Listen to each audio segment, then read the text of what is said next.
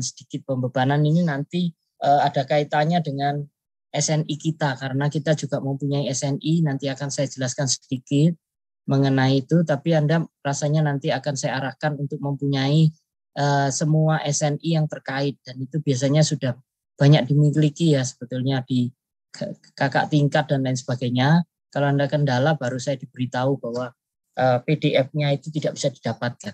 Biasanya PDF-nya itu sudah beredar, mudah didapatkan. Jadi nanti tinggal saya beri nomornya, kemudian Anda cari. Kalau Anda tidak mendapatkan baru informasi ke saya ya. Kemudian concrete properties ini nanti mungkin berikutnya, pertemuan kita berikutnya. Kemudian steel properties pertemuan kita berikutnya. Yang concrete properties dan steel properties ini memang nanti coba kita lihat kalau memang waktu mencukupi kita bisa menuju ke concrete properties dan steel properties. Karena yang kita maksud dengan structural concrete members atau elemen struktur beton itu adalah menyangkut beton dan baja tulangan. Tapi kalau di bahasa Inggrisnya atau di textbook biasanya menyebutnya steel reinforcing bars ya, atau steel reinforcement. Jadi kita menerjemahkannya menjadi tulangan ya. Konkret kita menerjemahkan menjadi beton, karena mungkin Belanda dan juga Perancis itu menggunakan istilah kata yang sama meskipun cara mengejanya tidak 100% sama, yaitu tulisannya adalah beton. Jadi mungkin kita karena warisan dari Belanda, maka namanya sampai sekarang kita pakai sebagai beton. Jadi beton ini aja, betonnya nangka juga ada, tapi yang dimaksud beton di sini adalah beton untuk bahan bangunan ya. Mungkin Anda sudah pernah tahu teknologi bahan bangunan, Anda sudah diajari yang namanya beton itu adalah campuran terdiri dari beberapa material atau mineral gitu ya. Nah, baja juga Anda mungkin sudah mulai tahu juga ya, apa yang disebut sebagai material baja, bukan besi tapi campuran besi plus karbon dan mineral-mineral lainnya sehingga menjadi material yang sangat keras yang kita sebut sebagai baja. Jadi nanti elemen struktur beton ini merupakan kombinasi khususnya dua material khususnya ya. Memang masih banyak lagi tapi kita fokus saja di dua hal ini saja. Sekarang masih banyak material baru dari fiber dan lain sebagainya, tapi kita sementara fokus di kuliah ini adalah beton dan baja. Dan bajanya pun adalah baja tulangan berbentuk batang bulat dengan penampang bulat ya, dengan diameter tertentu ya, yang bentuknya seperti batang, ya, panjang. Kalau dari pabrik panjangnya sekitar kisaran 12 meter. Ya, nanti bisa dipotong sendiri di lapangan atau di site sesuai dengan kebutuhan konstruksi atau elemen daripada beton bertulang di situ ya. Dan kita menyebutnya reinforced concrete itu adalah dengan terjemahan beton bertulang ya. Kita menerjemahkannya menjadi beton bertulang. Kalau dari bahasa Inggrisnya jangan jadikan bone concrete ya. Nanti jadi lucu, tapi Anda harus juga tahu istilah bahasa Inggrisnya yaitu adalah reinforced concrete. Jadi artinya beton yang di-reinforce itu diperkuat. Diperkuatnya dengan yaitu tadi batang tulangan baja. Kita menyebutnya tulangan, itu bukan tulang betulan, tapi itu bentuknya seperti tulang begitu ya. Padahal kalau bahasa Inggris tidak ada yang berkaitan dengan bone atau tulang itu sama sekali, tapi kita mengistilahkan itu dengan terminologi tulang atau tulangan, bertulang dan lain sebagainya. Gitu ya. Ini untuk desain proses itu kita di dalam mendesain elemen beton bertulang itu selalu ada beberapa fase tentu saja ya.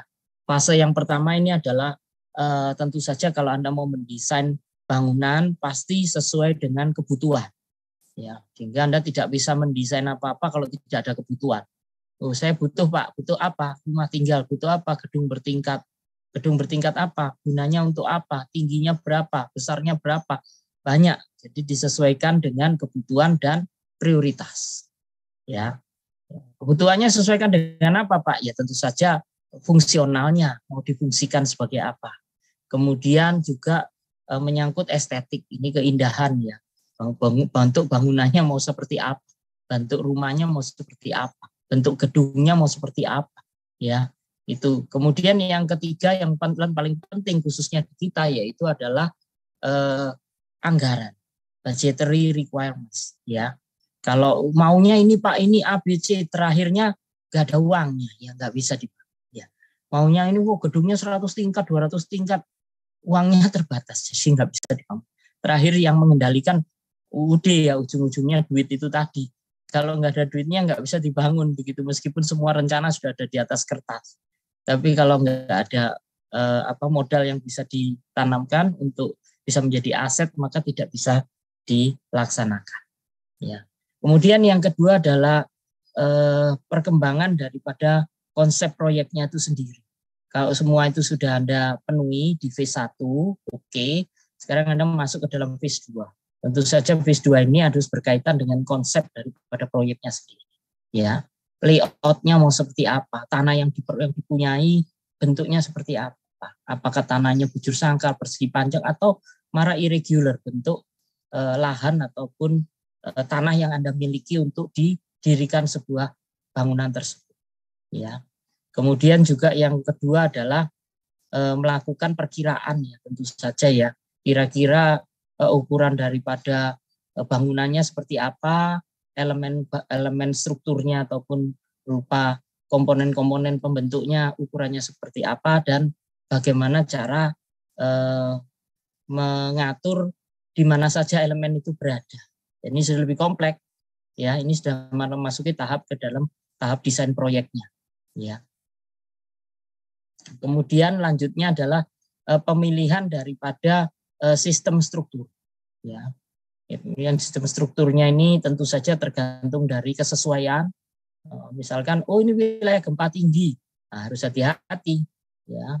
Oh ini wilayah yang padat penduduknya, konsep pemilihan daripada sistem strukturnya harus hati-hati, karena kalau padat penduduknya juga harus hati-hati, akses jalannya bagaimana, ya. Kemudian mengganggu enggak proyek konstruksi ini dengan menggunakan misalkan tiang pancang dan lain sebagainya yang harus dipukul, yang nanti berakibat perumahan ataupun penghuni di sekitarnya mengalami kerusakan akibat pembangunan konstruksi baru ataupun bangunan baru, gitu ya.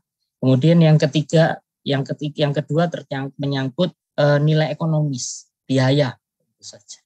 Yang keempat menyangkut bagaimana kemudahan daripada perawatan ataupun pemeliharaan, ya. Nah, seringkali memang kita ini kalau membangun mudah, tapi kalau memelihara tidak mudah, ya. Memeliharanya selalu mengalami kesulitan di dalam pemeliharaan, ya, karena kadang-kadang tidak dianggap pemeliharaan ini tidak penting, padahal penting untuk mempertahankan aset, ya. Pemeliharaan, perawatan penting, tapi kadang-kadang anggarannya sangat terbatas, karena kita berpikir kalau memelihara itu tidak ada yang dihasilkan lagi. Kalau membangun kelihatan, secara fisik kelihatan, oh bertambah fisik banyak, tapi kalau memelihara kan tidak terlihat. Seakan-akan budget itu ditanya di mana kok nggak ada hasilnya semua. Ini dipelihara dari aset yang sudah dipunyai, gitu ya. Tapi ini penting sebetulnya, karena kita mempertahankan aset itu penting. Kadang-kadang kita membiarkan aset kita itu sampai rusak, ya, sampai rusak bahkan sampai roboh. Dan bahkan kalau tidak sampai membawa korban jiwa itu tidak menjadi perhatian. Misalkan bangunan sampai roboh baru timbul korban jiwa, baru kok bisa roboh ya? Ya udah rusak, korosi, banyak masalah tidak segera diperbaiki. Kalau sampai roboh baru, jembatan juga sampai roboh, ya, sampai roboh korban baru bingung, wah kok bisa roboh, ya pasti bisa roboh. Wong namanya semua itu aging itu apa ya? Menua berkaitan dengan umur, ya, waktu, ya, by time pasti menua, ya. Manusia juga bisa menua, barang juga bisa menua, gitu ya. Barang dulunya kuat Pak, tapi lama-lama kok tambah lama kekuatannya tambah turun, ya, kemampuannya tambah turun, ya pastilah aging, karena by time kan pasti banyak pengaruh cuaca, lingkungan dan lain sebagainya yang mengakibatkan terjadinya penurunan performa ataupun kemampuannya, gitu ya. Kemudian yang tahap ketiga yaitu sudah mulai detail, ini sudah mulai tahap desain, yaitu biasanya tahap ini sudah berada pada posisi di structural engineers.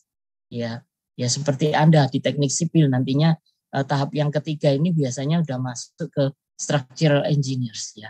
Sehingga perlu orang yang bisa mendesain.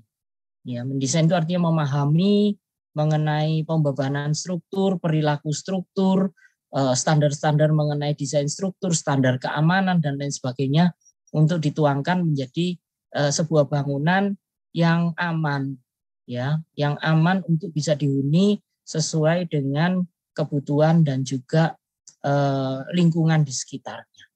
Ya, nah ini biasanya harus dimulai dari pemodelan struktur seperti yang tadi, kemudian pembebanan, kemudian dilakukan analisis struktur yang biasanya sekarang banyak dilakukan bantuan dengan menggunakan software analisis struktur untuk mendapatkan gaya dalam. Ya, kalau gaya dalam ini seperti momen, gaya lintang, gaya geser, gaya aksial atau gaya normal.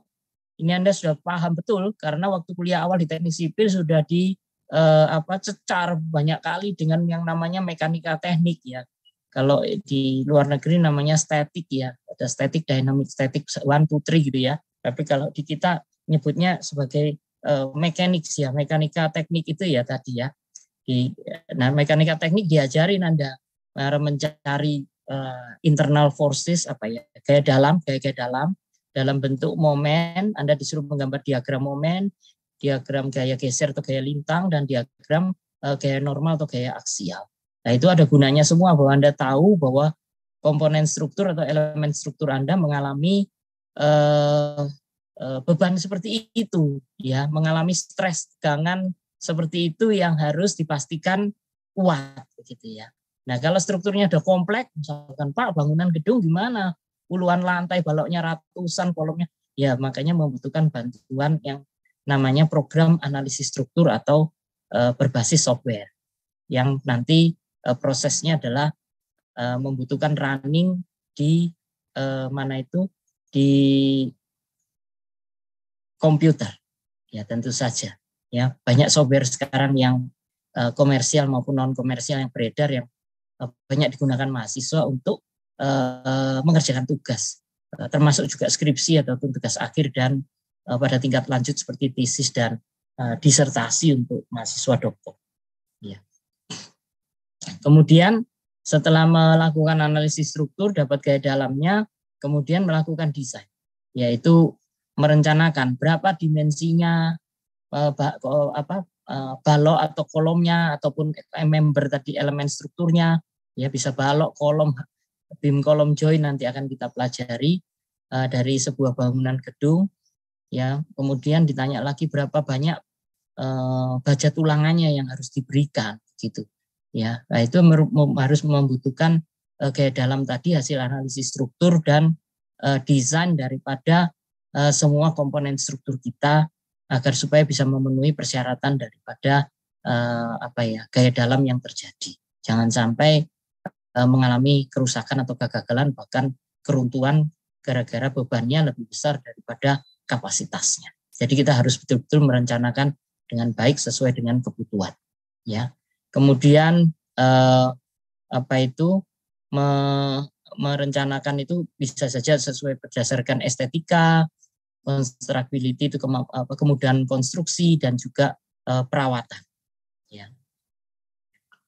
Kemudian untuk desain itu ada kondisi batas, ya, atau yang namanya limit stage, ya, adalah kondisi batas di mana elemen struktur tadi itu sudah tidak bisa menerima beban lebih besar lagi dari yang diberikan.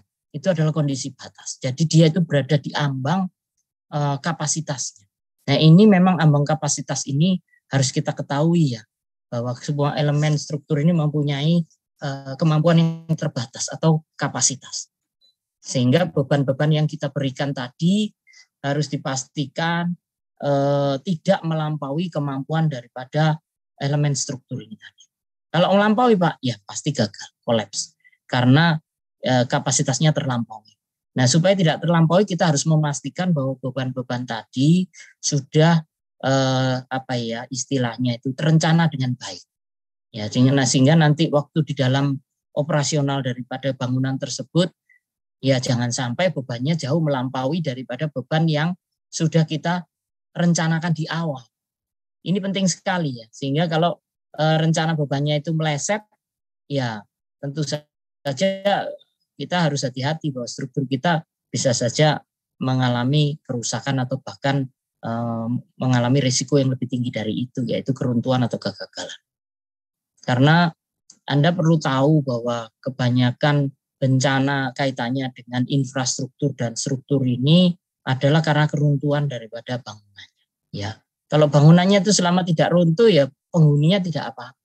Tapi kalau bangunannya runtuh, Anda bisa bayangkan bahwa ini kaitannya dengan keselamatan jiwa, ya. Dan ini menjadi prioritas nomor 1, ya, kalau kaitannya dengan keselamatan jiwa.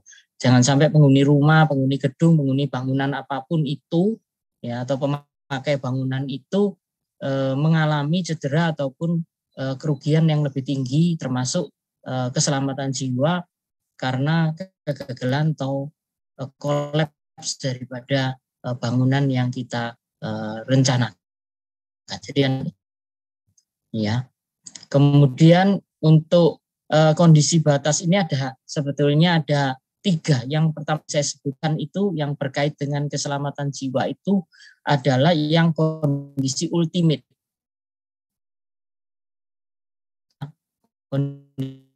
Ultimate itu yang utama.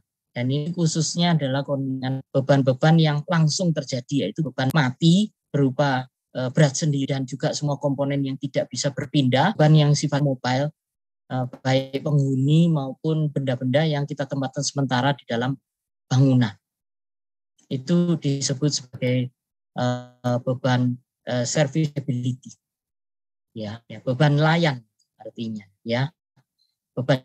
Kemudian untuk kondisi layan ini sebetulnya tidak berkait dengan kegagalan, nanti akan saya jelaskan lebih lanjut di dalam proses itu, bahwa serviceability ini adalah kemampuan layan, bahasa Indonesianya kita terjemahkan, yaitu adalah kemampuan melayani, bukan untuk batasan ultimate ataupun kegagalan, ya, tapi adalah batasan untuk menjadikan fungsi daripada bangunan itu berjalan baik.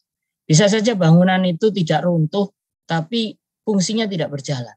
Misalkan bangunannya dibebani terlalu berat sehingga melengkung semua, misalnya, ya, mendeflek semua atau apa ya, deform, deflect, berubah bentuk, tapi tidak runtuh, ya, sehingga lantainya naik turun, temboknya pecah karena desakan dari baloknya turun ke bawahnya pecah, kacanya. Meskipun Anda mengatakan ini tidak apa-apa loh Pak, karena memang bangunan saya fleksibel sehingga berubah bentuknya besar, dan ini banyak merusak komponen yang lain, misalkan tembok, kaca, dinding, perabot dan lain sebagainya, kusen, ya, pintu dan lain sebagainya, ataupun bahkan plafon, lantai, keramik copot, lepas, pecah dan lain sebagainya, tapi bangunannya tidak akan runtuh. Ya, tapi kan tidak bisa dihuni dalam kondisi yang tidak melayani seperti itu, gitu ya, tidak sesuai dengan kondisi layan yang layak, begitu ya. Ini juga menjadi salah satu batasan nanti di dalam desain. Bukan hanya kondisi ambang runtuh saja, tapi kondisi ambang layan. Ini penting sekali. Kemudian yang kondisi ketiga yaitu spesial. Spesial ini karena banyak kondisi-kondisi tertentu. Misalkan salah satunya bencana angin, gempa, dan tsunami, dan lain sebagainya. Tergantung lokasi daripada bangunan, termasuk jenis daripada tanahnya, apakah tanahnya labil, tanahnya ekspansi, tanah keras, ya, tanah lunak dan lain sebagainya, yang bisa berakibat pada bangunan yang sama mengalami kerentanan yang berbeda. Jadi kondisi spesial ini salah satunya kalau di negara kita yang dominan juga gempa, earthquake, gempa ini masuk ke dalam kondisi khusus. Beberapa wilayah di negara kita mungkin majority, ya, banyak luas wilayah kita yang masih masuk dalam wilayah risiko gempa yang sangat tinggi. Ini yang harus waktu diwaspadai. Gitu. Kemudian ini batasan yang tadi sudah saya sebutkan, sebenarnya structural collapse itu adalah batasan yang ultimate, ya. Law of equilibrium itu juga, jadi bisa saja bangunan kita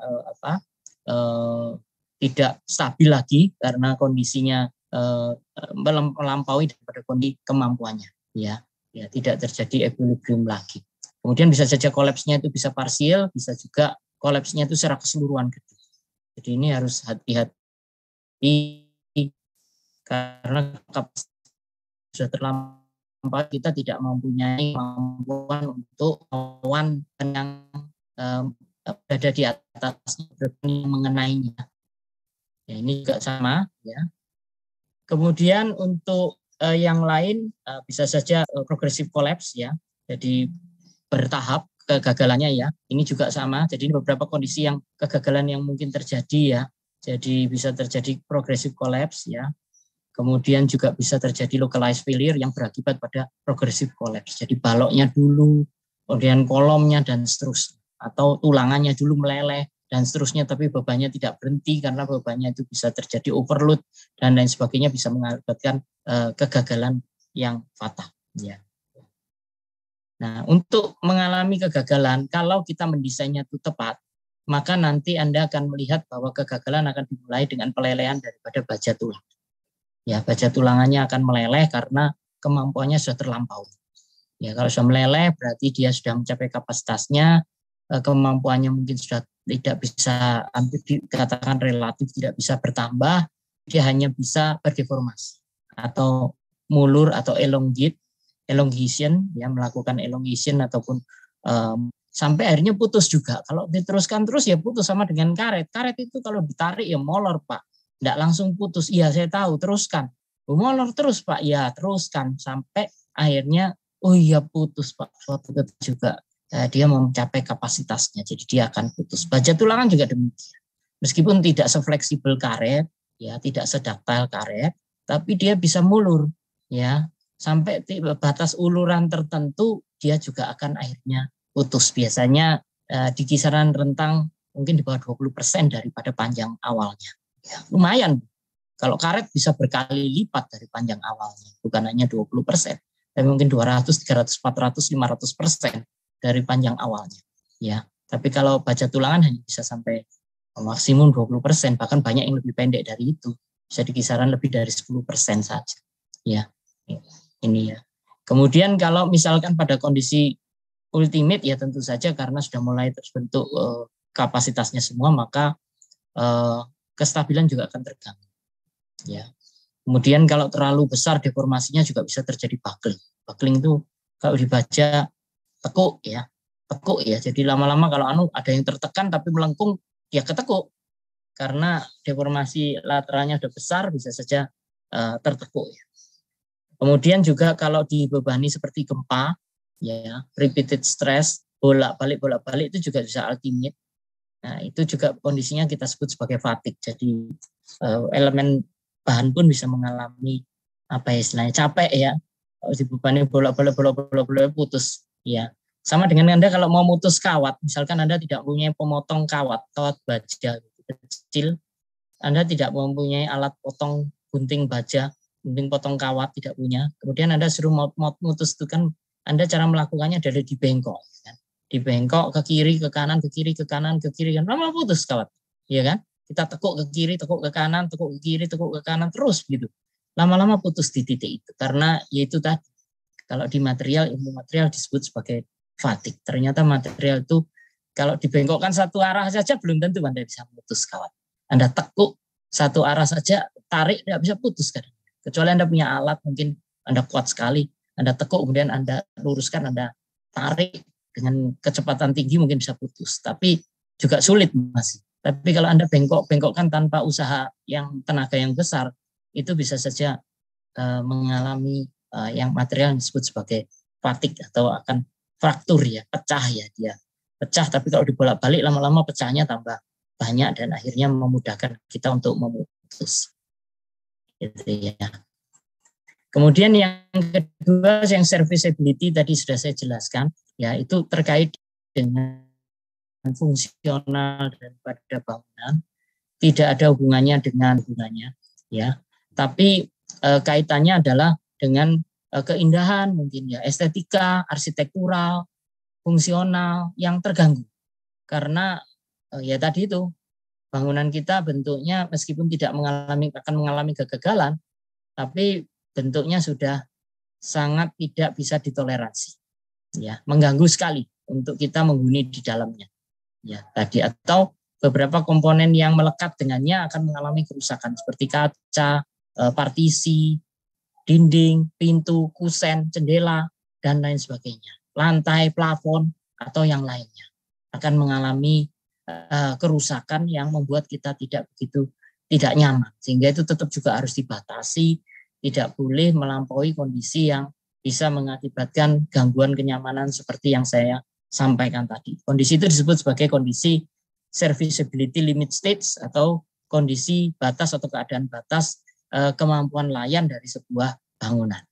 Ya, jadi tidak kaitannya dengan kegagalan yang berhubungan dengan kehilangan atau keselamatan jiwa atau keselamatan ya dari penghuninya, tapi lebih berkaitan dengan gangguan yang lain. Termasuk juga misalkan di lantai atap karena deformasi melengkung besar terjadi cekungan, akhirnya terjadi genangan air di situ, kemudian betonnya juga lama-kelamaan karena digenangi, karena tidak diberikan waterproofing yang baik bisa mengalami rembesan dan bocor dan lain sebagainya. Mengakibatkan tulangan kita juga di dalam beton nantinya yang ditanam mengalami korosi ya atau karat ya. Karena air itu merupakan salah satu katalisator untuk mempercepat proses terjadinya korosi kalau disertai lagi dengan oksigen. Ya. Kemudian ini akan berakibat jangka panjang mungkin juga bisa saja mengakibatkan kerusakan ya, jangka panjang tapi by time tidak langsung. Begitu ya. Jadi biasanya kita seringkali mengabaikan, padahal ini penting sekali menurut saya. Karena dianggap nggak ada hubungannya dengan kegagalan bangunan secara langsung, kok tidak mengancam jiwa, mungkin tidak usah terlalu diperhatikan. Tapi kan tidak enak, misalkan pintunya bukanya susah, lantainya juga keramiknya pecah, lepas dari lantainya, keramiknya lepas dari lantai, betonnya dan lain sebagainya kan juga kurang nyaman. Mungkin sering kita jumpai juga. Bisa melihat keramiknya pecah, terus lantainya naik turun dan lain sebagainya. Itu bisa kita lihat juga. Ya. Kemudian yang lain, kalau digunakan untuk pabrik ya tentu saja ya mesinnya miring nggak bisa jalan dan lain sebagainya ya. Atau secara visual tidak nyaman kita melihat. Wah, lantainya naik turun gini secara visual aja sudah tidak memberikan kenyamanan kepada kita, gitu ya. Kemudian ini yang genangan di atap sudah tadi ya. Ya ini hampir sama semua. Kemudian untuk kondisi khusus ya gempa tadi sudah saya sampaikan, banjir, tsunami dan lain sebagainya ini perlu direncanakan atau didesain dengan baik. Ya. Kemudian efek dari kebakaran, ledakan, ya, tabrakan kendaraan ini biasanya untuk jembatan dan lain sebagainya itu juga harus diperhatikan. Kemudian korosi, kerusakan-kerusakan yang lain, kemudian kalau pabrik-pabrik di lingkungan kimia atau di daerah yang berdekatan dengan pabrik kimia juga harus hati-hati ya, karena pengaruh bahan kimia ini bisa merusak struktur kita secara jangka panjang, by time. Ya. Ini juga mungkin bisa dibaca sendiri. Mungkin ada yang mau ditanyakan? Ya.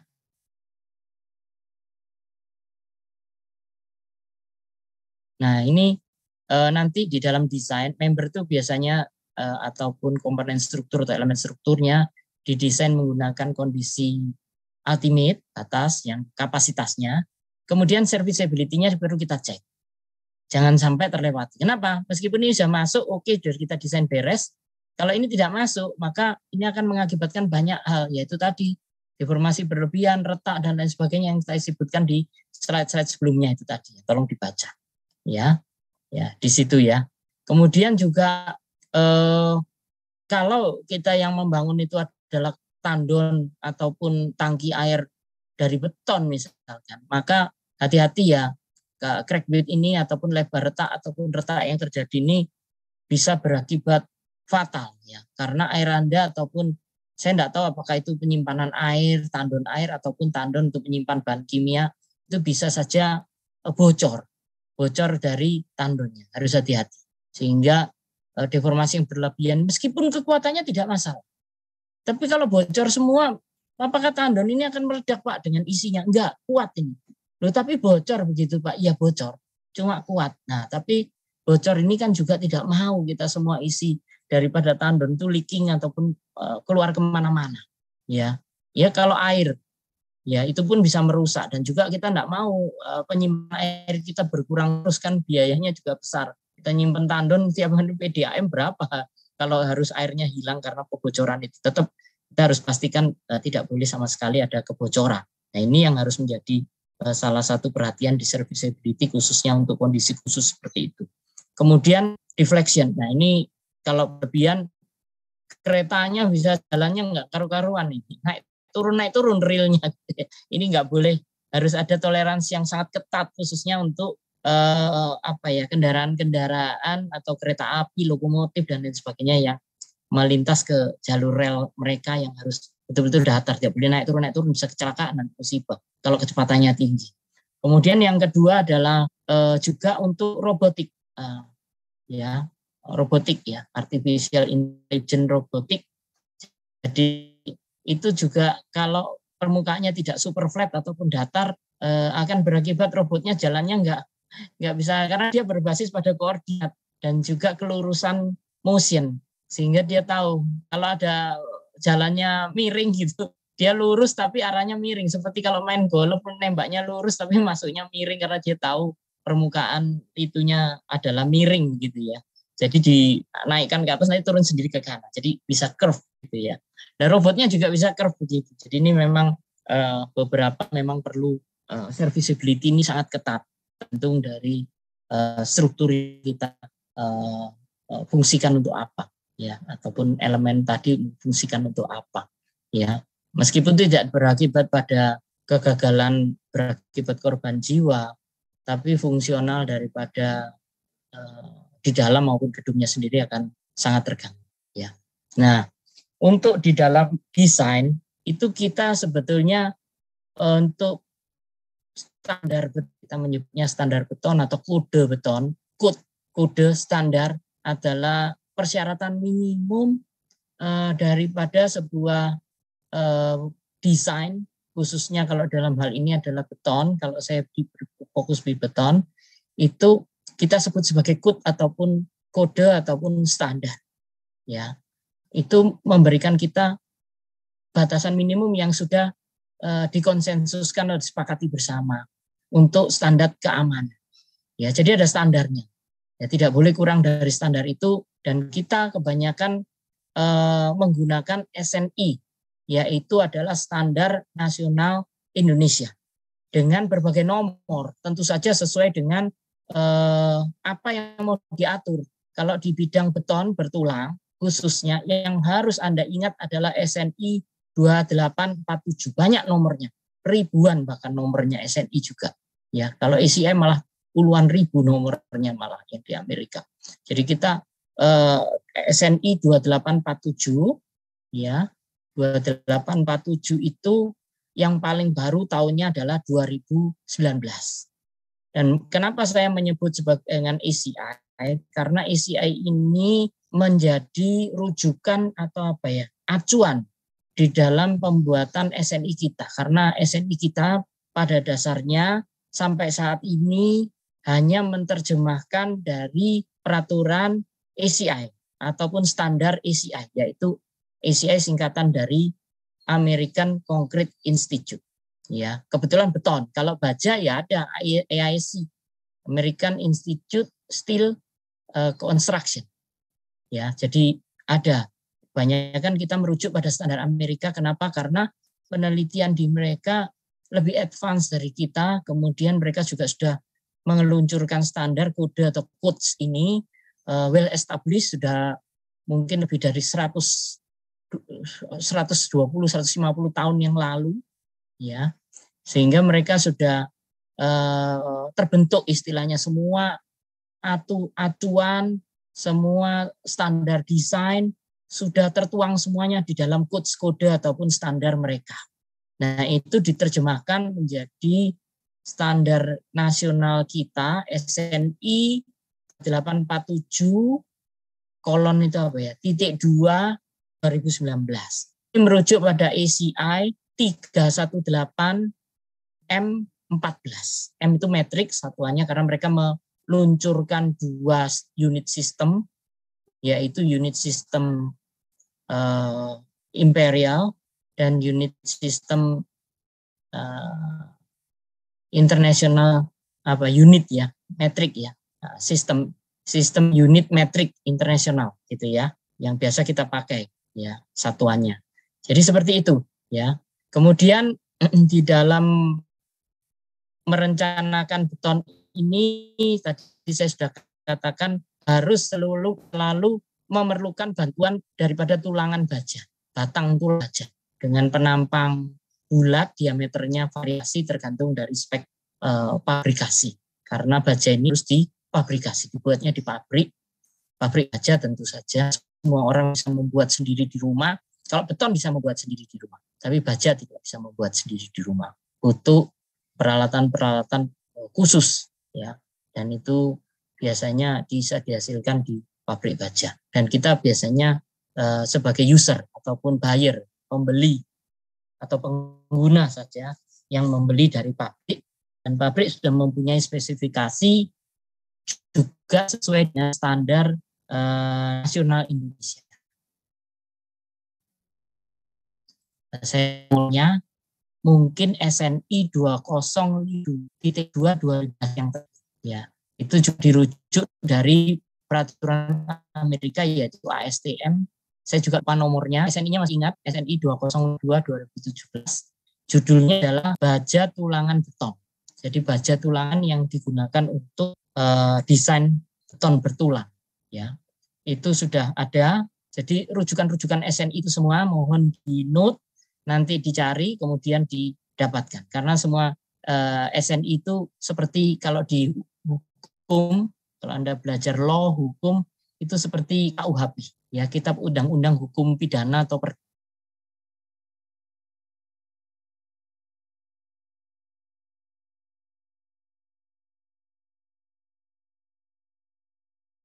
perdata ya. Itu setelah mendesain, nanti kalau ada pemeriksaan atau apa ya merujuknya enggak. Kalau tidak mengikuti SNI pelanggaran, mengikuti SNI ya sudah memenuhi syarat umum ya. Kalau lebih dari SNI Pak lebih bagus ya bagus, nggak ada masalah. Tapi tidak boleh kurang dari SNI. Itu ya pedomannya ya. Sehingga di dapat 2019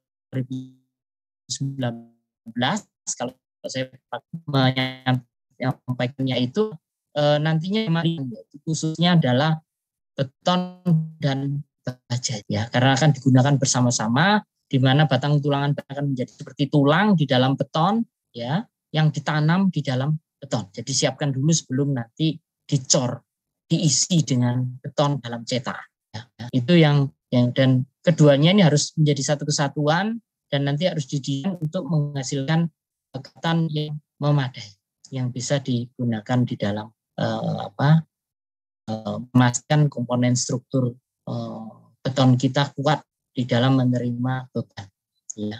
Dan itu semua bagaimana rumus-rumus yang ada di SNI itu berbasis pada hasil penelitian, studi, dan lain sebagainya yang sudah diakumulasikan dan sudah diuji ya, baik melalui verifikasi analitikal maupun eksperimental untuk memastikan bahwa hasilnya masih dalam batas toleransi yang diharapkan.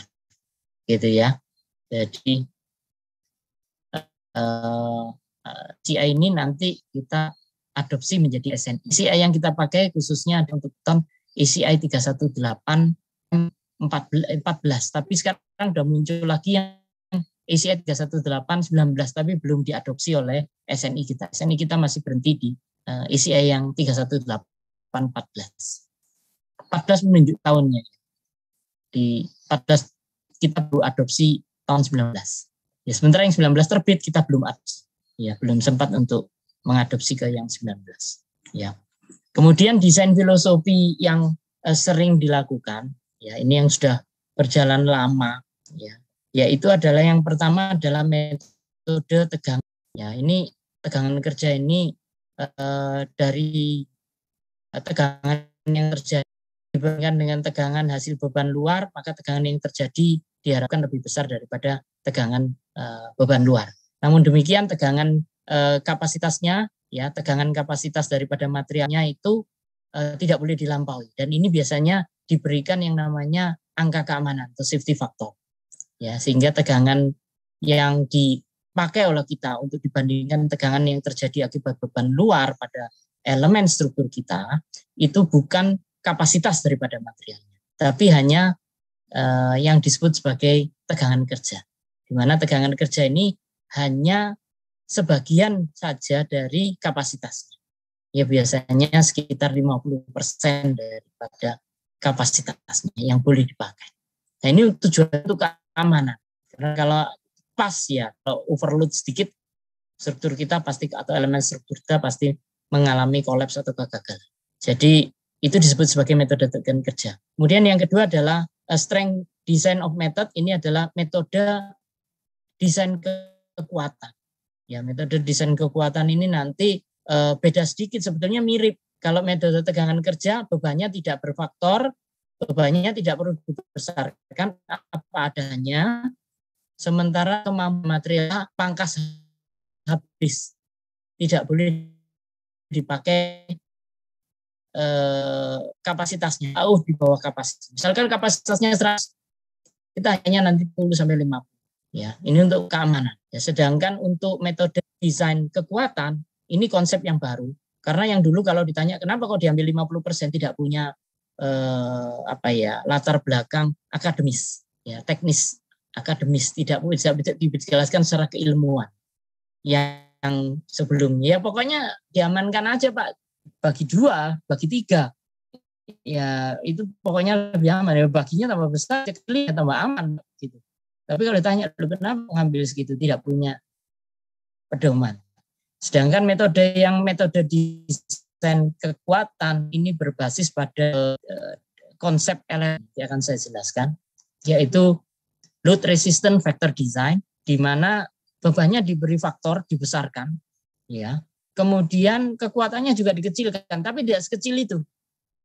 Tidak sekecil yang metode tegangan kerja, tidak sekecil metode tegangan kerja atau working stress method, tidak sekecil itu, ya. Tapi masih cukup besar. Nah, bedanya apa? Kalau yang pertama tadi itu adalah menggunakan deterministik teori, ya, berbasis deterministik teori. Artinya apa? Determin, sudah tahu bahasa Inggris. Ditentukan saja, ya. Berdasarkan apa Pak? Ya pengalaman ataupun ya pokoknya merasa aman aja. Jadi ditentukan saja. Kalau ditanya keilmuannya, turunkannya dari mana kok dapat 40%? Tidak ada yang bisa kita pertanggungjawabkan. Ya hanya kita mengatakan 40% ya aman sih, tapi bagaimana, kenapa nggak 42%? Kenapa kok nggak 43%? Kenapa kok nggak 45%? Kenapa kok 38%? Sulit menjawabnya. Ya pokoknya saya senang dibulatkan aja 40%, gitu aja. Gitu ya. Itu disebut sebagai deterministik. Nah, yang kedua disebut sebagai probabilistik. Ya, yang metode desain kekuatan kita sebut sebagai probabilistik teori. Ya, ini berbasis pada probabilistik. Anda tahu probabilistik itu apa? Mungkin dari statistik ya. Reliability, statistik, itu semua probabilistik teori, itu semuanya jadi satu, berarti berbasis data. Ya, kalau Anda sudah ngomong probabilistik, berarti harus ada data. Kalau nggak ada datanya, nggak bisa ngomong probabilistik. Probabilistik harus berdasarkan data yang kita punya. Ya, ada yang mengatakan statistik. Ya, statistik itu bagian lebih luas. Probabilistik satu bagian dari statistik. Ya, yang teori ya ilmu probabilistik aja. Probabilistik ilmu kemungkinan, Anda tahu ya. Nah, dari probabilistik itu dikembangkanlah pendataan dari beban yang bekerja pada bangunan gedung itu. Dari semua itu dilakukan survei, dilakukan pengambilan data statistik yang cukup banyak dan komprehensif. Kemudian data itu diolah secara statistik dan keilmuan probabilistik. Kemudian ditetapkanlah faktor beban yang merepresentasikan kemungkinan kelebihan beban yang bisa terjadi di lapangan. Hasilnya dari lapangan dimodelkan secara statistik timbul angka, kemudian itu untuk mewakili yang di lapangan gitu ya. Anggapannya harusnya sih kalau representatif datanya pastinya bisa menggambarkan secara statistik gitu ya. Kemudian kekuatannya juga demikian. Dari hasil survei, data kekuatan misalkan ada yang kurang, ukurannya kurang, ini kurang, itu kurang. Nah, itu data itu semua kekurangan itu dicatat semua. Sampai berapa sih kurang? Ya. Nah, kemudian itu data itu diolah, dilakukan evaluasi statistik yang sangat komprehensif dari semua data itu, kemudian didapatkanlah yang disebut sebagai faktor reduksi. Ya, tadi kalau yang beban sebagai faktor beban atau penambahan beban. Ya, karena beban itu ada kemungkinan overload yang dikhawatirkan sama kita. Overload itu artinya bebannya berlebih. Ya, saya maunya A, bisa saja di lapangan A+. Kalau bebannya kurang, no problem, itu tidak kita permasalahkan. Kita permasalahkan kalau bebannya lebih. Ya, kalau bebannya kurang ya no problem tentu saja. Kalau bebannya lebih nih, yang bisa berakibat fatal. Ya. Kemudian kalau kapasitas kemampuannya, kita bicarakan adalah kalau kapasitasnya kurang. Saya maunya 100, ternyata kemampuannya nggak ada 100. Nah, ini yang khawatirkan. Sehingga kalau beban namanya faktor pembebanan, faktor beban atau faktor pembebanan, faktor penambahan beban. Kalau namanya untuk kapasitas namanya faktor reduksi kapasitas. Ya, faktor reduksi, reduction factor. Jadi faktor untuk mereduksi kapasitasnya. Karena ketidaksesuaian di dalam pelaksanaan mengakibatkan turunnya kapasitas, dan itu harus diperhitungkan pada saat desain. Ya, jadi dua metode itu yang dipakai yang mana, Pak? Kalau secara keilmuan, ya, yang bisa dipertanggungjawabkan, yang bisa lebih dipertanggungjawabkan adalah yang kedua. Ya, sehingga yang working stress method itu gimana, Pak? Itu dulu. Sebelum kita menguasai keilmuan probabilistik secara baik, dimulai dari sejak tahun 80-an di Amerika, mereka sudah mulai menggunakan 70-80-an ini mereka mulai beralih ke LRFD ataupun yang berbasis pada probabilistik. Sebelumnya mereka juga menggunakan working stress method. Kalau kita banyak tertinggal sampai 90-an lebih baru kita beralih ke probabilistic method ya. Karena kita juga percaya bahwa ilmu statistik itu betul, makanya diberikan di perkuliahan juga. Kita tidak bisa hanya deterministik pokoknya gitu. Pokoknya 40% bahwa kalau pokoknya mah bukan orang engineer, bukan orang science, bukan scientist, bukan scientist itu ahli keilmuan ya, keilmuan. Jadi nggak bisa kita cuma pokoknya gitu, nggak bisa. Tapi bagaimana tunjukkan secara keilmuan. Oh, saya approach-nya statistik, oh tunjukkan. Oh, ini begini, oh ya saya paham kalau begitu. Karena saya juga mempelajari ilmu statistik dengan Anda sama, sehingga kalau Anda menyampaikan berbasis pada ilmu yang bisa diterima, konsensus bersama seperti statistik, probabilistik, maka saya juga harus bisa menerima karena dulu belajarnya juga sama, begitu ya. Tapi kalau Anda mengatakan pokoknya Pak 50%, nah ini yang menjadi perdebatan. Pokoknya si A dengan pokoknya si B tidak sama begitu ya. Si B pokoknya 40, si C pokoknya 42, si D pokoknya 50 lah. Kalau pokok semua nggak akan bisa bertemu ini nanti di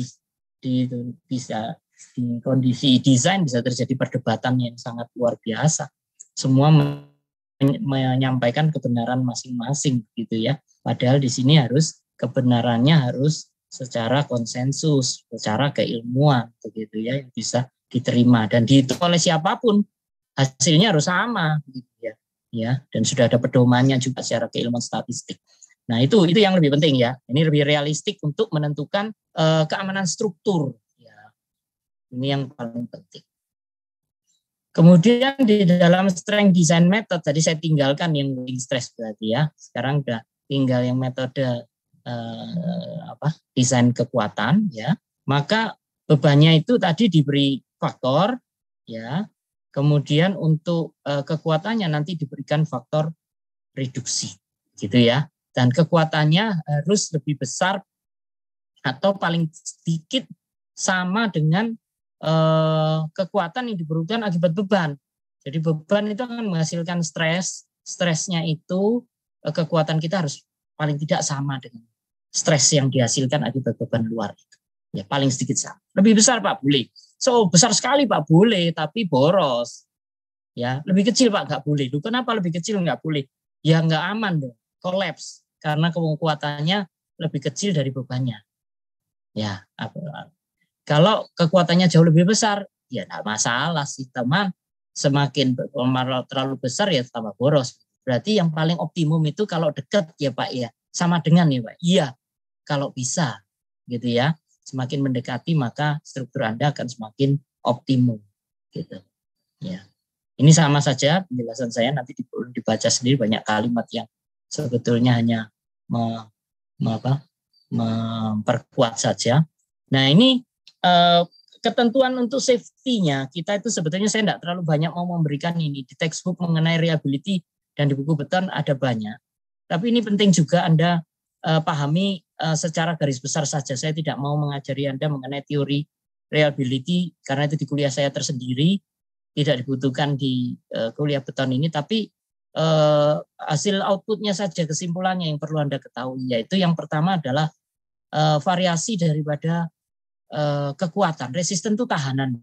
Artinya adalah dari bidang sipil ataupun structure itu biasanya kita menyebutnya resisten. Semua kemampuan itu kita sebut sebagai tahanan. Ketahanan, kemampuan itu kita sebut sebagai resisten.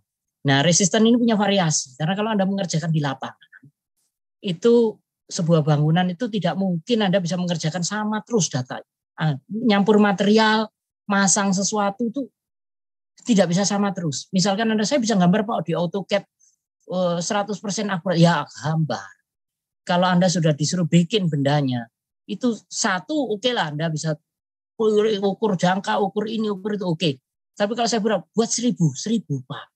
Iya, waduh kok 1000 suruh rapi gitu kapan selesainya? Nah, mulailah timbul bias. Bias itu artinya adalah penyimpangan, deviasi pelaksanaan dengan idealnya. Ya, ya. Kalau Anda disuruh membuat sesuatu satu gampang. Kalau disuruh buat 1000 lihat aja bentuknya sudah mulai lain-lain satu sama lain. Terjadi bias, deviasi atau penyimpangan, perbedaan satu sama lain. Nah, perbedaan satu sama lain ini harus kita wadahi. Ya kalau perbedaannya itu gara-gara perbedaan itu membaik. Kalau perbedaannya mengakibatkan penurunan kapasitas. Contoh Pak, nah misalkan begini, betonnya banyak ngecor. Nah ngaduknya, memadatkannya kan bisa saja kadang-kadang pas capek, madatkannya kurang, mutunya turun. Ya, turun sedikit. Kemudian Pak, bagus ya mutunya naik. Kemudian besi tulangannya, ya dipasang rapi, sudah tukangnya datang diinjak-injak.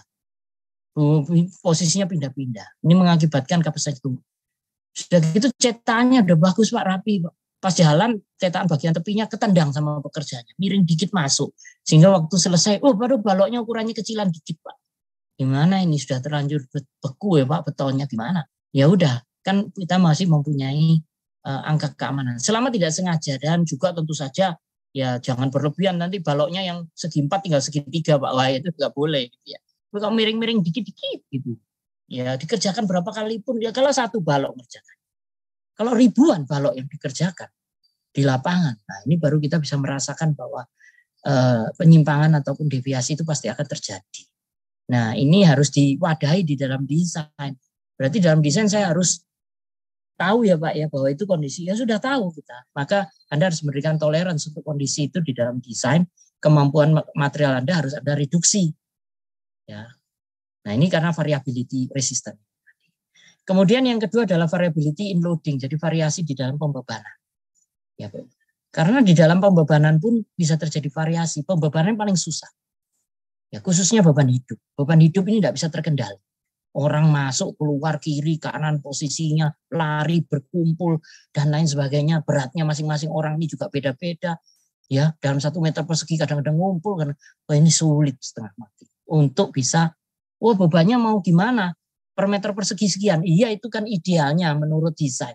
Tapi kenyataannya, bagaimana Anda bisa menjalankan orang berjalan semuanya tidak berkumpul merata terus pada seluruh lantai? Tidak mungkin. Itu hal yang mustahil, ya kan? Sehingga kalau dengan adanya variasi-variasi seperti itu, terus bagaimana Pak? Ya dilakukanlah angka keamanan. Yaitu dengan memberikan yang namanya faktor beban. Nah, terus faktor beban itu kok bisa didapatkan angkanya dari mana? Dari evaluasi statistik, dari data statistik yang sangat komprehensif, dari hasil survei ya pada seluruh bangunan yang dianggap representatif. Hanya saja sayangnya penelitian-penelitian seperti itu belum dilakukan di kita. Jadi masih di Amerika. Sehingga kalau Anda tanya, kok faktor reduksinya sama Pak dengan di Amerika? Apakah kita itu sosialnya sama dengan di Amerika? Ya, kulturnya sama, gayanya sama, polanya sama. Sebetulnya tidak sama menurut saya. Punya karakteristik sendiri-sendiri. Tapi kita tidak pernah melakukan. Karena apa? Butuh biaya yang banyak dan hasil surveinya harus betul-betul akurat. Iya, berapa banyak ribuan bangunan dipikir uangnya itu buat apa uang itu dihambur-hamburkan untuk ya itu untuk keamanan jangka panjang seperti ini. Tapi di kita belum. Nah, itu sehingga angka-angkanya kalau Anda lihat, kok bisa sama persis ya Pak? Ya iya, sudah ditiru dulu aja. Ya, kok sama dengan di Amerika persis Pak? Ya ditiru aja angkanya. Ya, sementara kita belum mempunyai studi sendiri yang lebih komprehensif, ya itu daripada nggak ada. Ya, lebih baik ada dulu lah. Kalaupun dinyatakan oleh yang lain tidak akurat, tolong tunjukkan yang akurat berapa, mana hasil penelitian atau studinya, hasil surveinya, datanya mana, apakah bisa bertanggungjawabkan. Barulah nanti itu bisa diubah by time. Ya, gitu ya. Kemudian yang ketiga adalah konsekuensi kegagalan. Ini penting sekali karena antara keduanya itu nanti akan terhubung dengan batasan. Bahwa kalau beban itu tidak boleh melebihi daripada kapasitasnya atau resistennya.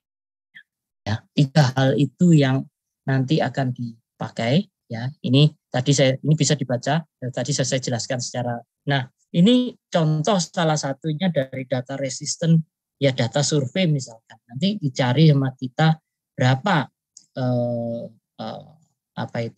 rata-ratanya, berapa, apakah distribusinya masuk ke dalam distribusi normal. Wah, saya masih ingat ini statistik Pak. Iya Pak, betul memang statistik distribusi normal seperti apa.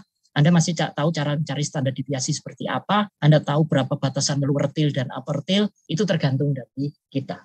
Ya, nanti kalau itu, Pak, nggak bisa ditentukan semua.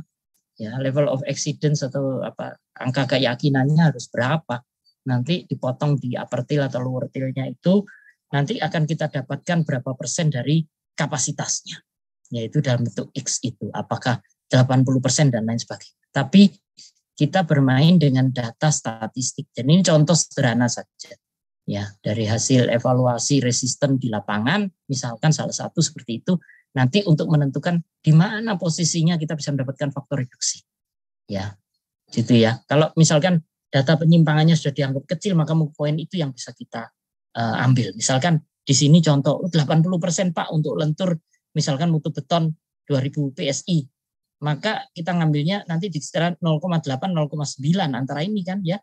Mungkin 0,9. Kenapa angka 0,9 itu? Ya karena mulai dari sini sudah penyimpangannya sedikit. Tapi kan harusnya kalau ini aja Pak, ya terlalu boros. Ya kan, kalau kita 0,7 berarti kapasitas kita hanya diperhitungkan 70%. Padahal datanya kita memastikan tidak terjadi apa-apa. Kok terjadi kecil satu ini kan nggak sampai fatal. Mungkin itu di antara sekian ribu balok hanya ada satu. Dan itu mungkin tidak sefatal itu karena balok-balok di sekitarnya juga kuat. Akhirnya dia bisa mentransisikan ataupun menyalurkan ya, mentransmisikan bebannya itu ke balok-balok di sekitar. Ya, statistik itu demikian. Di kegagalan tidak mesti harus 0, tapi kalau dilihat peluang terjadinya kecil sekali, mungkin itu sudah cukup buat kita. Tidak perlu harus 0. Ya, 0 kejadian. Ya, zero incident kan tidak perlu kalau Anda diajari di statistik, tinggal tergantung Anda. Kalau tidak terlalu mahal. Sama dengan zero defect misalkan di pabrik bola lampu. Saya tidak mau ada yang gagal Pak. Dari 1 juta semua harus lampunya ini bertahan selama 10.000 jam. Wah, ya biayanya besar. Karena otomatis kita harus menyewa alat yang lebih bagus, orang yang lebih teliti, jumlah SDM yang lebih banyak untuk mengawasi satu persatu lampu yang keluar dari proses produksi. Dan itu biayanya luar biasa. Lah, siapa yang bayar biayanya? Jadi dibebankan ke customer. Akibatnya harga lampunya jadi mahal. Ya. Bahkan sekarang lebih cenderung lampu yang harganya murah-murah. Ya, dengan risiko rusak. Kalau rusak ya diganti yang baru. Itu ya lebih murah masih. Ya kan? Karena apa? biaya produksinya murah, dia nggak pakai kontrol, keluar langsung produksi langsung kirim. Kalau pakai kontrol lagi, pakai mesin pengontrol, pakai manusia pengontrol, biayanya bisa 3 kali 4 kali lipat. Biarkan aja biayanya cuma 1/5. Nanti kalau rusak paling 3 kali, biayanya masih 3 kali. Saya sudah menghemat 5 kali. Masih lebih menguntungkan seperti itu. Ya, hanya saja itu kalau tidak menyangkut keselamatan, Anda bisa mengorbankan seperti itu, seperti proses di pabrik seperti itu. Tapi kalau menyangkut keamanan, Anda harus hati-hati. Ya, maka tadi itu dipastikan bahwa peluangnya sudah hampir bisa dikatakan ya relatif tidak ada lah kegagalan itu. Meskipun ada itu Pak sedikit, ya sedikit di antara jutaan cuma terjadi 1 kali, itu pun di satu elemen, apalah artinya begitu. Kalau kita teruskan lagi jadi mahal strukturnya. Toh ya kemungkinan belum tentu terjadi yang sedikit itu. Ini namanya probabilistik juga. Ya, peluangnya begitu ya. Jadi mungkin ini kalau beban juga sama. Ini sama juga ya. Sama seperti itu tadi. Ya. Jadi yang konsekuensi kegagalan tadi sudah saya jelaskan juga ya, semuanya Anda sudah tahu ya. Kaitannya juga harus kita pastikan bahwa tidak ada kegagalan, potensi kegagalan ya. Kemudian biayanya juga terhadap society, beban biayanya. Jadi semuanya itu banyak yang harus dipertimbangkan di dalam penentuan itu. Ya ini margin of safety-nya secara statistik ya. Ini yang bebannya, ini yang resistennya, mungkin Anda pernah diajari juga ya. Kalau di ini tengah ini artinya adalah pas. Ya, jadi kalau Anda ngambil statistik harus dilihat nanti jatuhnya di mana R-nya untuk menentukan berapa upper till dan lower till kita itu apakah sudah memenuhi syarat dari data yang sudah diperoleh gitu ya. Dari kalau asumsi kita adalah distribusi normal, ya mendekati distribusi normal. Anda tahu kan distribusi statistik ada banyak macam. Tapi kalau lingkungan masyarakat kita itu adalah masyarakat yang normal, biasanya distribusinya juga akan datanya secara data menurut statistik yang kita pelajari adalah mendekati normal. Ya, sehingga distribusi normal bisa dipakai untuk representatif atau mewakili. Ya, ya. Ini seperti ini. Ya, ini lower till-nya ya. Mau berapa ya? Kalau sudah kecil, jadi frekuensinya sudah kecil, ya kejadiannya sudah kecil, bisa saja kita ambil di situ. Mau diambil di sini lebih mahal pastinya, karena faktor reduksinya atau faktor bebannya akan jauh lebih ekstrim tentu saja. Ya. Nah ini konsep LRFD yang kita anut. Karena kita tadi sudah sepakat bahwa metodenya adalah desain kekuatan, maka konsep LRFD ini menjadi pedoman kita, yaitu adalah load and resistance factor design. Di dalam semua desain nanti seterusnya kita menganut pada konsep LRFD ini. Yang paling modern kita anggap, kita sepakati bahwa ini paling bisa dipertanggungjawabkan secara keilmuan, ya. Ada datanya juga, ya. Kemudian desain filosofinya adalah mirip seperti desain plastis, yaitu mencapai kapasitasnya. Ya, ini seperti yang saya katakan tadi, limit state design, ya, desain kekuatan berbasis kekuatan ataupun kekuatan batas, di mana kekuatan atau kondisi kegagalan itu menjadi batasan. Ya, jadi beban terfaktornya nanti beban yang sudah dibesar-besarkan diberikan faktor penambahan beban yang saya sebutkan tadi itu harus lebih kecil daripada kekuatan terfaktornya. Terfaktornya adalah kekuatan yang sudah diberikan faktor reduksi atau pengurangan terhadap kekuatan. Kalau kekuatannya dikurangi, kalau bebannya ditambah, karena beban yang overload itu yang membahayakan, kekuatan yang kurang dari kekuatan idealnya itu yang membahayakan.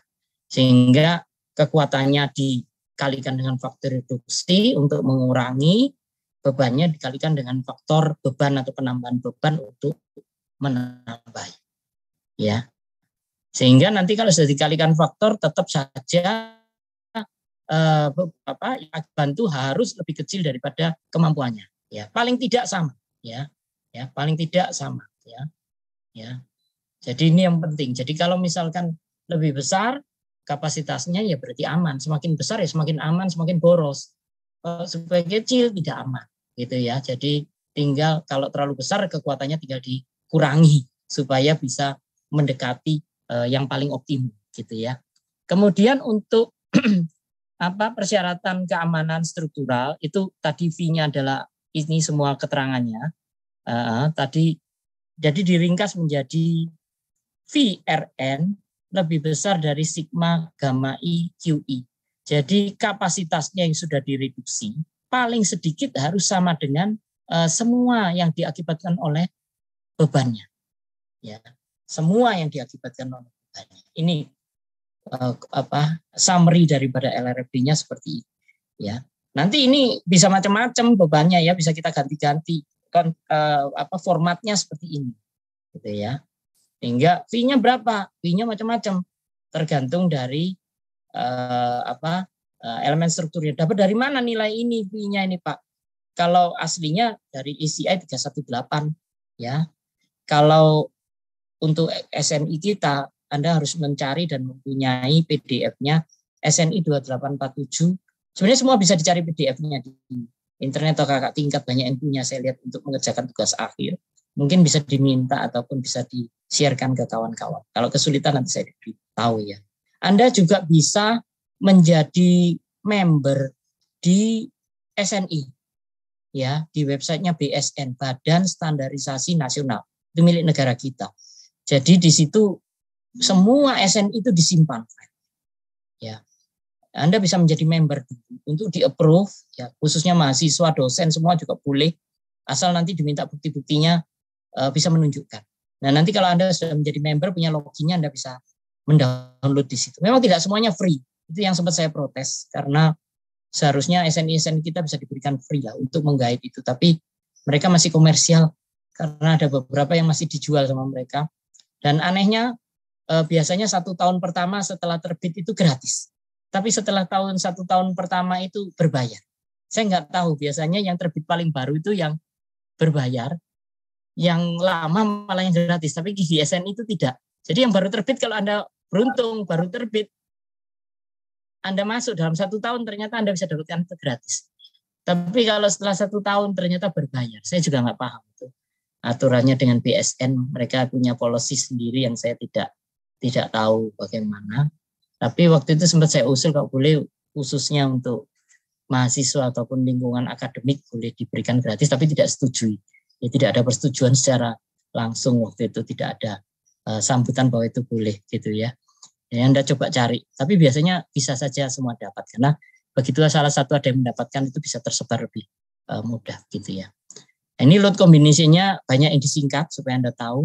Nanti istilahnya banyak pakai DE, dan ini tidak saya ubah sebetulnya menjadi bahasa Indonesia.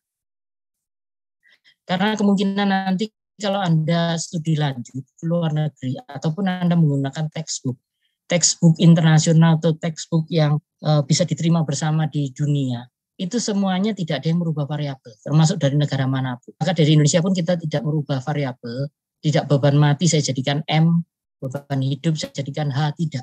Tapi saya semua, sehingga nanti kalau Anda hafal DE dan lain sebagainya, ini nanti begitu Anda baca buku bahasa Inggris, Anda sudah langsung tahu ya, semua variabelnya tidak ada yang saya rubah. Dan juga saya lihat di SNI semua kita sudah sepakat untuk penyusunan SNI dan lain sebagainya. Itu semua standar yang variabel ataupun parameter yang sudah digunakan bersama baik secara dari international textbook itu biarpun diadopsi menjadi bahasa Indonesia itu tidak ada yang diubah. Meskipun kan Anda mengatakan D itu kan singkatannya dari dead load, Pak. Iya betul. E itu dari kita juga E. Gempa kita seismik gempa ya E. Kita beban hidup ya tetap L ya. Karena nanti ini memudahkan Anda semua di dalam menyerap tambahan referensi dari berbagai macam. Jadi tidak terbatas. Begitu saya ubah nanti Anda kewalahan ya. Untuk mencari itu kewalahan. Jadi begitu yang itu saya sudah ngerti D ini maksudnya bukan mati. E ini maksudnya bukan gempa. L ini maksudnya bukan hidup. Lah itu yang penting. Jadi bukunya itu dengan mudah, apalagi teknik nanti kalau Anda dapat kesempatan untuk studi lanjut ke luar negeri dimanapun negaranya, Anda akan melihat bahwa variabelnya itu tetap seperti ini. Ya, tidak peduli mereka nerangkannya apapun, saya ngerti. Oh, D itu beban mati, biarpun bahasanya apapun saya nggak paham, bahasa Prancis saya nggak paham, tapi saya ngerti bahwa D itu beban mati, L itu beban hidup. Dia ngomongnya tak tahulah apa itu tadi yang dia ngomong, tapi saya paham betul bahwa L itu beban, E itu beban gempa. Tapi dia nyebutnya pakai bahasa Perancis ya, bukan E, tapi dia tetap E juga di situ. Begitu ya. R itu rain load, S itu snow load, W itu wind load dan seterusnya. Ini yang saya sampaikan. Nah, untuk variasi kombinasi bebannya itu macam-macam, karena namanya beban ini bekerjanya itu bisa berkombinasi ataupun bersama dengan beban yang lain. Contoh kalau pada bangunan beban mati saja bisa, sebelum dihuni beban mati saja. Tapi begitu dihuni, namanya beban mati nggak bisa hilang. Berat badan di bangunannya bagaimana? Sehingga tidak ada mungkin ada beban hidup saja, nggak mungkin. Jadi paling sedikit beban hidup bersama dengan beban mati. Ya, bisa saja masih ditambah dengan beban tadi itu. Ya, beban atap, beban salju, beban hujan, macam-macam. Ya. Kemudian untuk yang lain, misalkan ditambah dengan beban angin, seperti kombinasi ketiga, ditambah angin, ditambah beban yang lain, bisa saja. Jadi semua kombinasi ini sudah berbasis pada probabilistik. Nah, Anda juga mungkin akan bertanya, lupa 1,4 itu apa? Karena itu adalah gamma I. Ya, gamma I itu adalah faktor pengalih beban atau faktor pembesaran atau faktor penambahan beban. Ya, itu ada 1,2, 1,6. Dari mana angka-angka itu semua? Angka-angka itu bukan angka-angka gaib itu, bukan angka-angka yang ditetapkan, tapi berbasis pada teori probabilistik.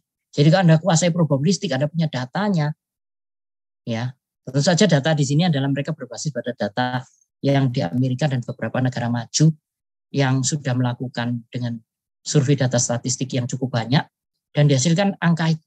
Kalau Anda lakukan dengan probabilistik keluarnya angka itu. Kita sudah pernah mencoba melakukan. Asal datanya mengikut data mereka loh. Tapi kalau kita punya data sendiri, mungkin itu bisa segera geser sedikit. Misalkan, di kita itu seringkali terjadi pelanggaran. Beban hidupnya ngawur. Seringkali nambah, tingkat masyarakat sosialnya seperti itu. Sehingga mungkin bisa jadi 1,7. Kita nggak pernah tahu. Ya. Kemudian kita membuatnya itu seringkali beban mati itu tidak rapi, berlebihan beban dan lain sebagainya. Bisa jadi 1,3, kita tidak pernah. Bisa jadi 1,22, bisa jadi 1,25 dan seterusnya.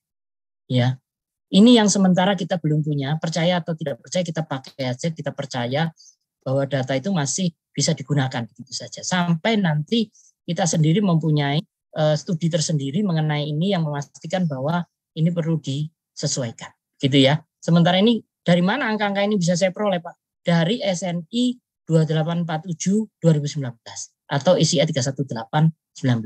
Atau Anda kalau mau menggunakan peraturan pembebanan dan gempa, kalau peraturan pembebanan kita SNI 1727 2021.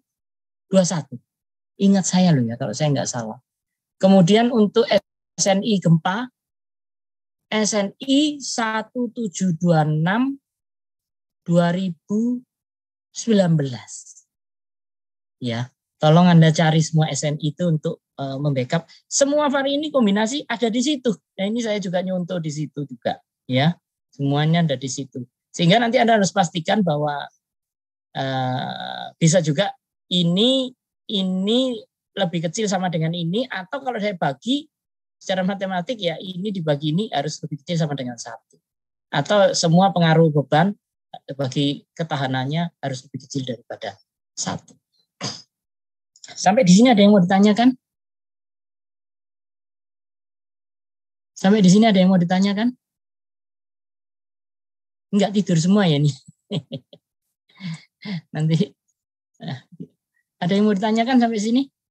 Saya selesaikan ini habis itu tanya jawab aja ya. Kelihatannya kok pasif nih kelasnya.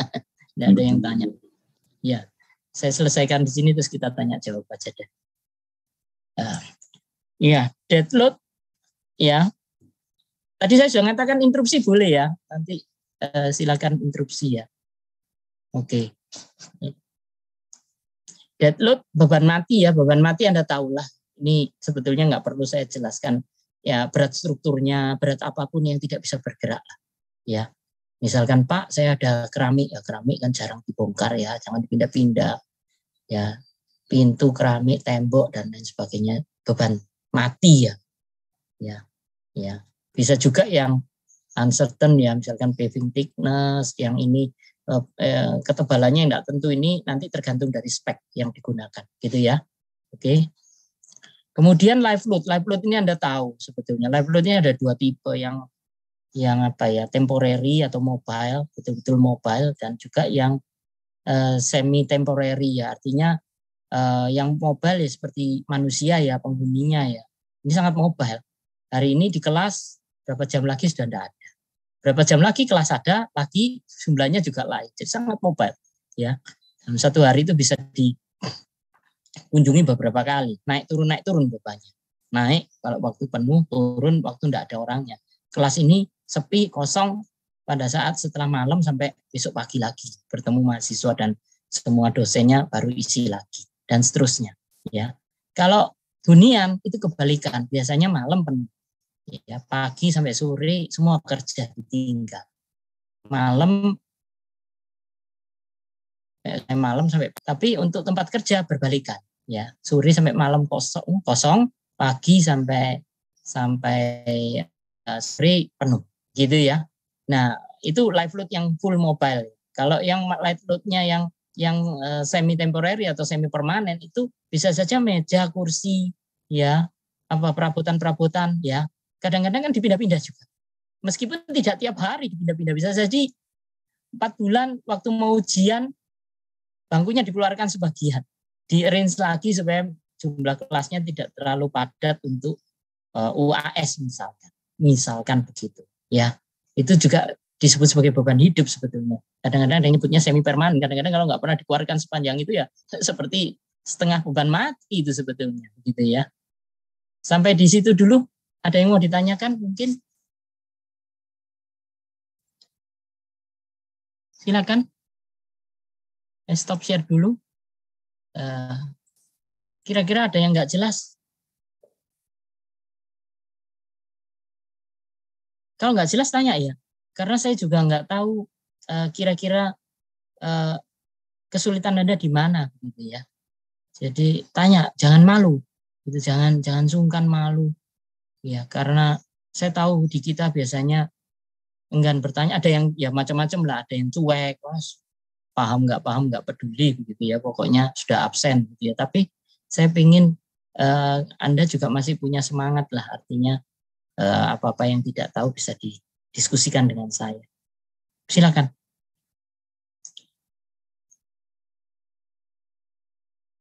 Ya, ada satu, Bu.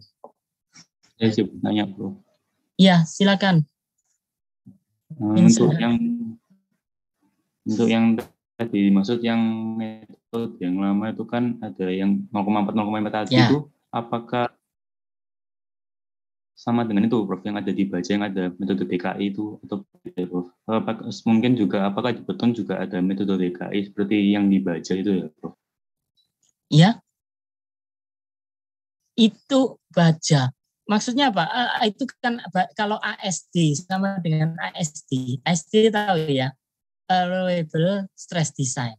Ya, jadi ya mirip Baja betul. Baja kan tinggal dikalikan faktor ya. Yang dulu tapi kalau yang sekarang sudah LRFD juga loh Baja, sudah berubah. Jadi udah yang Baja PBI ya, PPB ya, saya lupa namanya, PPBBI ya, yang lama ya.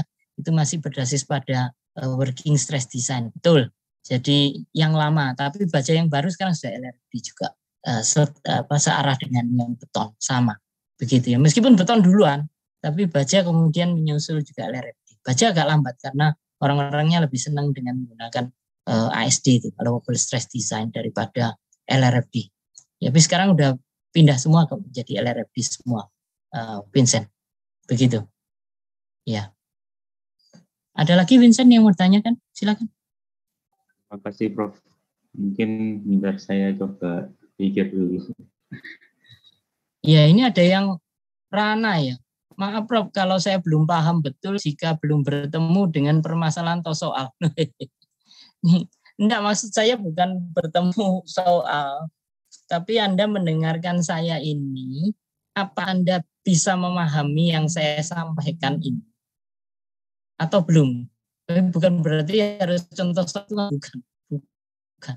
Tapi memahami apa yang saya sampaikan, konsepnya, urutannya, paham. Kalau nggak paham, yang mana yang nggak paham? Gitu. Ya, saya yakin banyak yang nggak paham. Saya yakin. Cuma nggak mau bertanya sehingga saya nggak ngerti titik lemahnya di mana. Yang butuh saya bantu untuk menjelaskan ulang mungkin bila pernah perlu, gitu ya. Ya, gitu ya. Saya model orangnya lebih mudah paham jika bertemu soal Rana Ahmad. Saya model orangnya lebih tidak perlu soal. Rana, itu yang membuat kita menjadi seperti sekarang ini. Tidak bisa menjadi saintis semuanya. Menjadi alat kita, kalkulator, pesuruh. Bahwa kalau saya suruh ngerjakan soal baru bisa. Tapi kalau tidak ada soal tidak bisa. Sehingga waktu dulu saya rubah konsepnya bahwa mahasiswa itu tergantung pada soal. Waktu itu selalu mahasiswa bertanya, Prof ini kok menerangkan konsep terus. Kapan contoh soal hitung-hitungannya? Saya cuma perlu hitung-hitungan itu aja. Loh, kamu ini akan menjadi engineer, bukan jadi kalkulator. Jadi kamu ini bukan jadi produk, tapi SDM saya bilang. SDM ini yang harus mengendalikan produk. Saya tidak mau mencetak kamu jadi produk seperti pabrik. Jadi semacam hasil produksi saja, bukan. Tapi Anda harus menguasai konsep. Kenapa? Karena kalau Anda hanya soal, tidak ada satupun di negara kita yang jadi penemu. Semuanya hanya menunggu, disuruh. Ya, tolong hitung A, Anda hitung. Hitung B, Anda hitung. Ya, ada kasus A, baru Anda laksanakan. Tidak perlu ada kasus. Untuk menguasai konsep, tidak perlu kasus. Kalau konsep sudah dikuasai, kasus bisa diselesaikan dengan sendirinya. Ya, dibalik sama kita konsepnya. Ya, dibalik sama kita konsepnya. Ya, jadi jangan sampai Anda memposisikan. Kalau dulu di SMA itu fisika selalu dikasih contoh soal. Saya mahir, pokoknya nunggu contoh soal aja. Nanti kalau sudah contoh soal saya pelajari, dikasih 100 macam contoh soal, saya pelajari semua. Bukan itu yang mau diarahkan, itu adalah bagaimana Anda memahami konsep daripada bahan ataupun materi kuliah ini. Bukan nunggu soal. Contoh soal nanti malah saya bilang pelajari sendiri. Ya, kalau saya nanti kasih semua contoh soalnya semua, sudah ada penyelesaiannya semua. Pelajari sendiri. Saya nggak mau ngerjakan contoh soal itu untuk Anda, gitu ya. Karena saya tahu kalau Anda menguasai konsep, Anda bisa ngerjakan contoh soal itu dengan gampang. Tapi kalau Anda nggak menguasai konsep, maka soalnya diganti, Anda bingung lagi. Konsepnya yang harus dikuasai supaya soalnya apapun Anda bisa menyelesaikan, menjadi problem solver Anda, ya. Tapi kalau Anda hanya menunggu soalnya, kasusnya dibahas, ya Anda hanya bisa kasus itu, tidak kasus yang luas. Kalau kasus yang lain, wah saya nggak tahu, karena saya tidak diberikan bekal untuk itu gitu. Saya hanya 10 kasus itu aja. Setelah 10 kasus itu, ada kasus ke-11, wah saya mesti balik lagi sama Prof lagi, minta tanya kasus ke-11 bagaimana penyelesaiannya. Saya katakan Anda nggak perlu saya lagi, suatu ketika Anda gantikan saya. Iya, kasus ke-11, ke-12, ke-13 nggak perlu ada saya, Anda bisa sendiri begitu. Ini yang penting Rana. Jadi ubah mindset-nya Rana. Jadi jangan sampai saya harus nunggu soal. Bukan. Kuasai konsepnya, kuasai filosofinya. Karena Anda akan jadi penemu suatu ketika.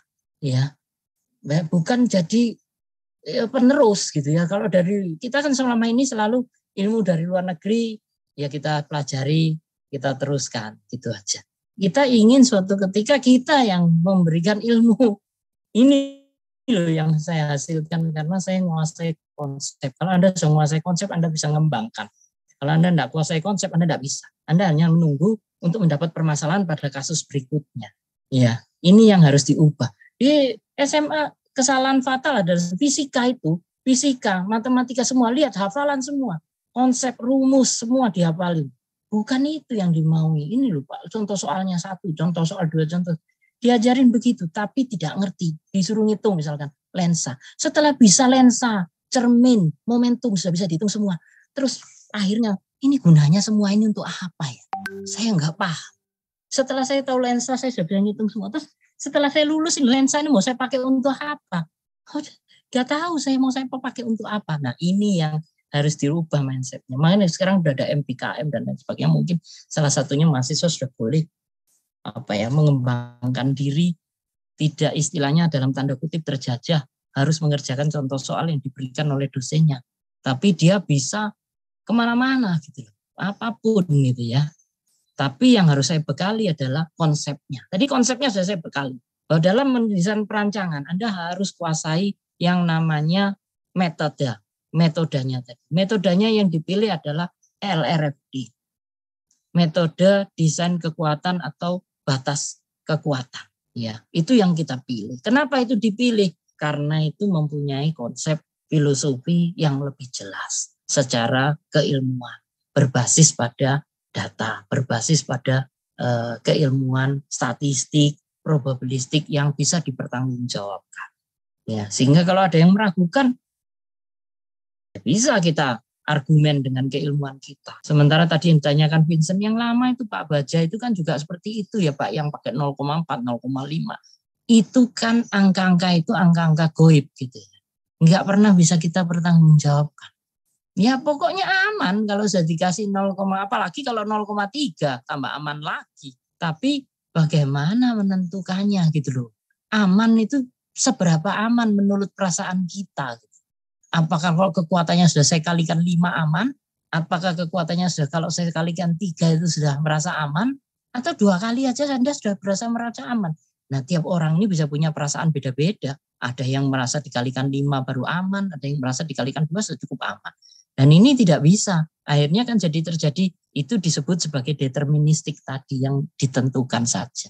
Nah yang probabilistik yang lebih rasional. Ya, dalam tanda kutip kita nyebutnya rasional. Yang lebih rasional yang mana Pak? Yang lebih rasional yang probabilistik, berbasis pada statistical method. Begitu ya, itu ya. Jadi mulai di breaking out the bricks up, breaking out the box. Artinya Anda harus keluar dari kotak ya, dari kotak melihat ke dunia luar yang pertama, juga harus keluar dari comfort zone ya, zona nyaman gitu ya. Dulu pokoknya kayak latihan soalnya gitu ya, berikan latihan soalnya pokoknya wis Pak, gak usah ngomong macam-macam, gak usah nerangkan konsep, gak usah nerangkan metode, gak usah nerangkan teori, gak usah banyak kalimat, langsung latihan soal.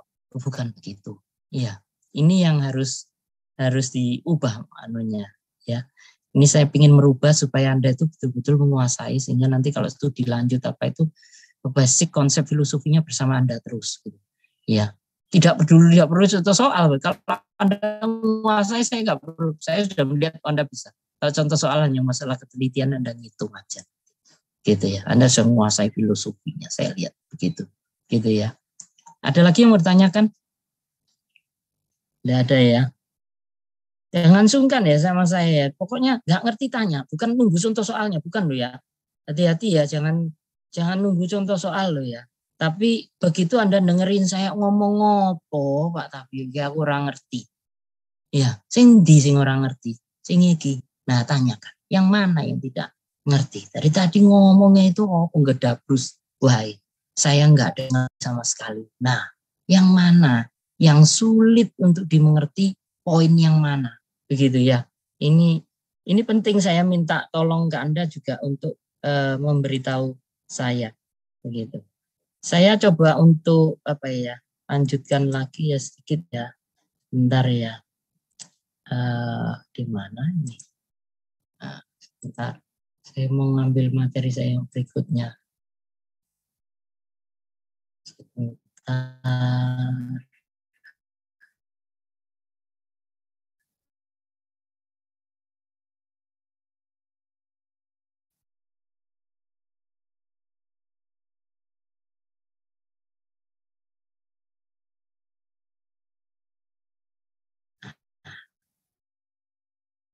Jadi kalau nggak selesai, kita lanjutkan berikutnya ya.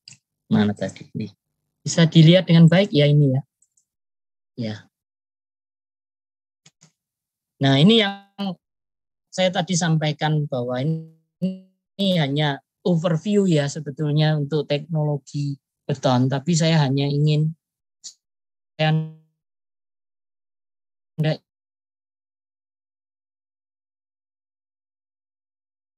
sifat apa yang dari baja dan yang perlu desain struktur beton ini. Jadi yang pertama adalah beton, yang kedua adalah baja. Kalau beton itu Anda tahu bahwa tentu saja semua yang kita desain ini harus berbasis pada betonnya yang baik. Artinya kalau betonnya jelek, keropos dan lain sebagainya itu harus diperbaiki dulu. Jadi harus dalam kondisi baik secara kualitas, workability, dan tentu saja mempunyai nilai ekonomis yang baik. Ini sebetulnya di terminologi beton sudah diajar.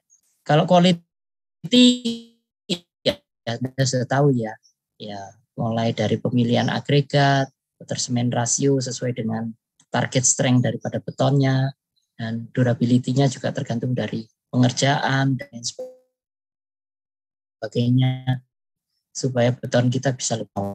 Kalau workability-nya juga Anda tahu ya bahwa mudah untuk dikerjakan. Istilahnya pada saat ngaduk, pada saat kondisi masih plastik, belum kondisi setting dan kondisi hardening ya, itu harus dibuat dengan material yang mempunyai kondisi yang mudah untuk dikerjakan. Karena mudah untuk dikerjakan nanti akan mudah untuk di dalam compaction ya, pemadatan dan juga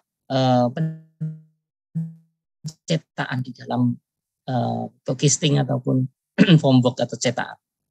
Kalau nilai ekonomis tentu saja ya, kalau kita bisa mengoptimumkan material kita, beton kita menjadi lebih murah, itu tentu saja diharapkan ya.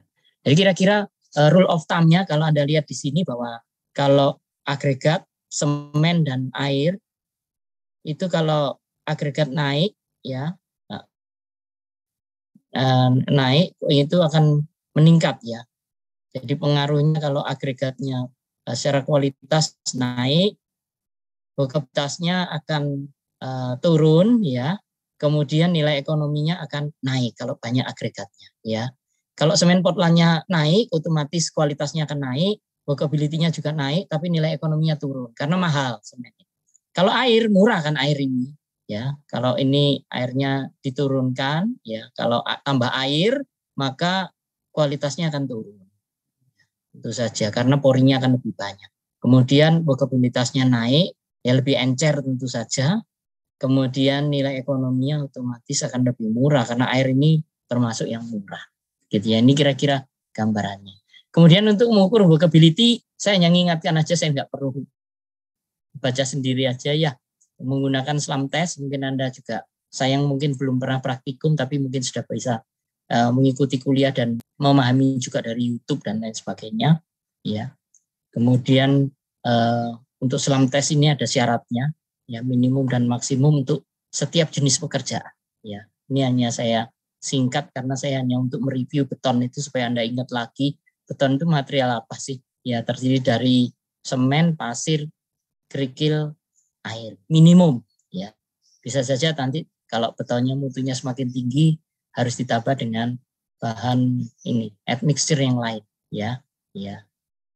Jadi bahan admixture yang lain ini adalah bahan-bahan kimia biasanya ya, meskipun ada yang mineral tapi kebanyakan berbasis chemical ya, untuk membantu banyak hal ya, workability, mengatur setting time dan hardening, mengatur curing dan juga meningkatkan dari durabilitas ya. Kemudian untuk admixture bisa juga untuk sebagai air entrainment, ini biasanya negara 4 musim ya, karena ada beku cair, tapi juga kita tidak menutup kemungkinan karena pada saat pekerjaan bentuk full storage itu apa ya? Lemari es yang penyimpanan yang besar ya, dari beton dindingnya yang membantu untuk pendinginan supplier bahan-bahan mentah seperti ayam dan lain sebagainya, itu ternyata betonnya pernah pecah semua. Saya teliti ternyata tidak menggunakan tambahan air bubbles ini ya, karena pada saat itu tidak begitu lama, mungkin airnya masih banyak di dalam beton, kemudian pendinginnya dijalankan, ternyata betonnya juga ikut beku ternyata ya, karena negatif sampai berapa itu, kalau masuk itu tidak berapa lama sudah kedinginan ya, ternyata pecah semua betonnya karena air yang di dalam beton itu mendesak betonnya sehingga betonnya pecah. Kemudian untuk dibongkar lagi, dibuat lagi, waktu itu sempat saya awasi, kemudian kita berikan air entrainment menggunakan admixture yang sampai sekarang tidak ada masalah ya, sehingga air dalam beton itu bisa punya tempat lebih. Meskipun ini juga menurunkan kekuatan sedikit ya, Anda harus perhitungkan, tinggal naikkan aja pada saat target strength dengan target yang lebih baik, saya sampaikan waktu itu begitu, dan kerja baik sampai sekarang tidak terjadi kerusakan.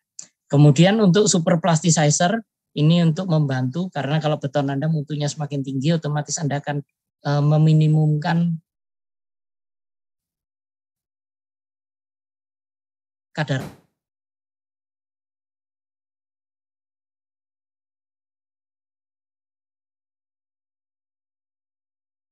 airnya, sehingga akan sulit ya, pekat ya. Tambahan dari bantuan mixer berupa plasticizer-nya akan saja Anda akan sulit. Jangan untuk menuang, tapi untuk mengadat sudah tidak ya, apalagi memadatkan.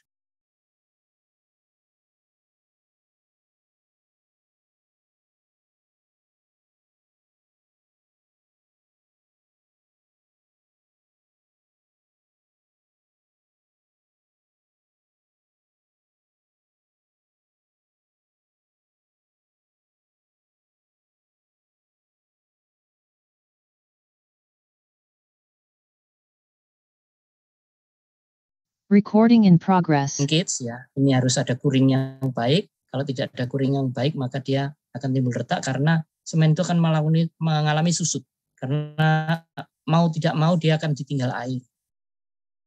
Ya, air yang dipakai untuk proses hidrasi kalau sudah cukup ya sisanya air lebih. Air lebih itu nanti harus menguap. Penguapan ini akan menimbulkan pori. Kalau beton selalu mudah akan menimbulkan kerusakan atau keretakan. Seperti itu. Ya, pecah-pecah seperti itu ya. Harus hati-hati. Dan kalau tambah lama tambah parah ya bisa terjadi retaknya sampai remuk istilahnya betonnya. Ya, kelihatannya dia menghancurkan dirinya sendiri karena proses kuring yang tidak baik. Maka dari itu kita seringkali melakukan proses kuring yang baik. Kuring itu artinya adalah berusaha untuk melindungi air beton yang digunakan untuk hidrasi. Jangan terlalu cepat untuk menguap. Ya, supaya tidak terjadi susut. Kita masih ingat kalau tanah liat itu terkena sinar matahari, ya ditinggal air maka tadinya rata, rapi, bagus, tapi setelah mataharinya keras, semua airnya menguap, kering, maka permukaannya akan pecah-pecah. Anda tahu, yaitu beton juga akan mengalami hal yang sama kalau proses penguapannya terjadi terlalu cepat seperti itu, gitu ya. Kemudian untuk kekuatan daripada beton. Selalu kita bilang kekuatannya berapa yang menjadi target itu adalah hasil dari evaluasi uji tekan. Ya. Jadi silinder 6 inch kali 12 inch atau dalam satuan metrik 150 mili diameternya dan tingginya adalah 300 mm. Sehingga kita bisa tahu bahwa kekuatan beton itu adalah kekuatan pada saat di puncak. Ya ini error ya, harusnya epsilon regangan. Ya, regangan Anda tahu ya, regangan ya itu adalah perubahan panjang dibagi dengan panjang awal. Itu di mekanika bahan mungkin ya. Kalau stres Anda tahu juga ya, tegangan nih. Ya, itu adalah beban dibagi dengan luas penampang. Ya, ini korelasi antara perilaku dalam bentuk sumbu X-nya adalah regangan strain, sumbu Y-nya adalah stres atau kekuatan daripada beton. Jadi kalau dikorelasikan karena diberi beban tekan maka akan timbul grafik seperti ini. Nah ini kondisi puncaknya adalah kemampuan batas daripada beton akibat tekan. Ya, di situ kekuatan batas. Nah modulusnya adalah diambil biasanya modulus sekant pada saat kenaikannya sekitar 45%, kemudian ditarik garis lurus karena sekant ya modulus of elasticity, maka gradiennya atau kemiringannya itu adalah sama dengan modulus of elasticity atau modulus elastisitas kalau dalam bahasa Indonesia. Biasanya tegangan dibagi dengan regangan sama dengan modulus ya. Kalau mau ingat dengan mekanika bahan lagi. Gitu. Nah ini juga kira-kira pertumbuhan umur daripada beton ya sudah tahu bahwa beton kita itu biasanya dinilai kekuatannya itu 100% asumsi. Kekuatan untuk evaluasi adalah pada saat umur 28 hari. Ya. 28 hari. Satu. Padahal kalau kuring kita baik ya, maka kekuatan beton itu naik terus gitu, sampai 5 tahun. Dan kalau kuring kita baik, itu bisa mencapai 35% lebih tinggi daripada kekuatan umur 28 hari. Padahal kalau kita mengatakan berarti yang 100% seharusnya yang ini ya. Ini kekuatan puncaknya ya, by time. Iya, tapi ingat bahwa untuk menunggu 5 tahun itu ya terlalu lama. Ya, kalau kita di kontraktor kan 28 hari memenuhi syarat langsung dibayar. Ya.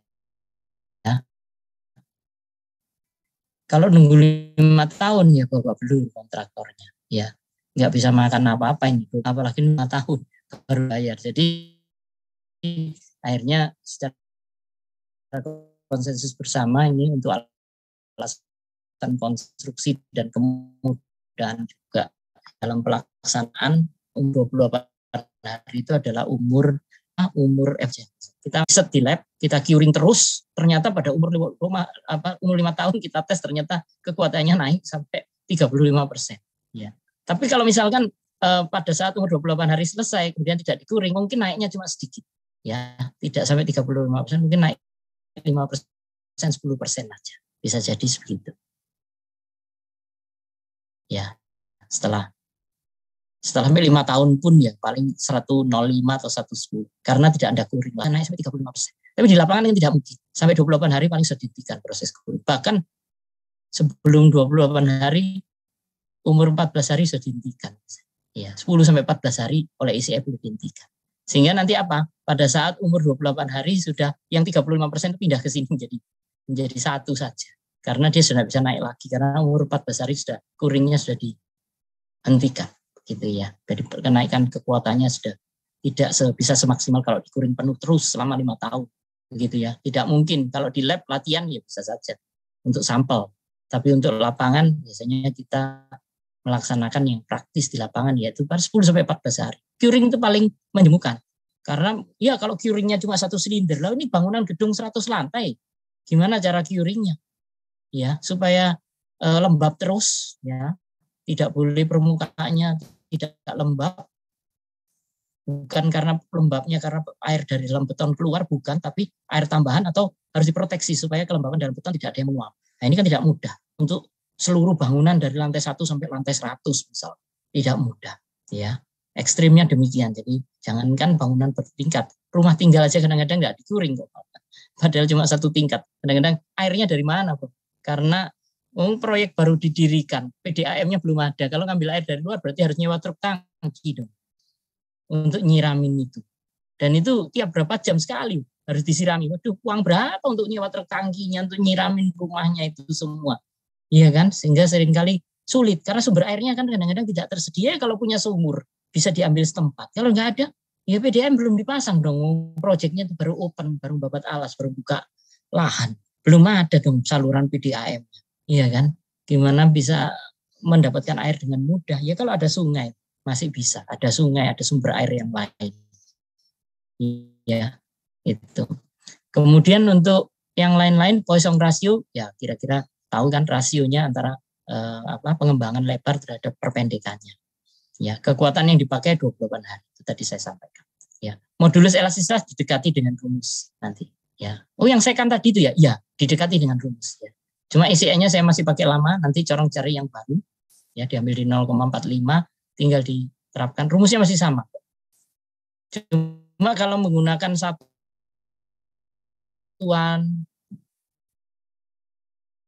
SI 500 2.400 ya.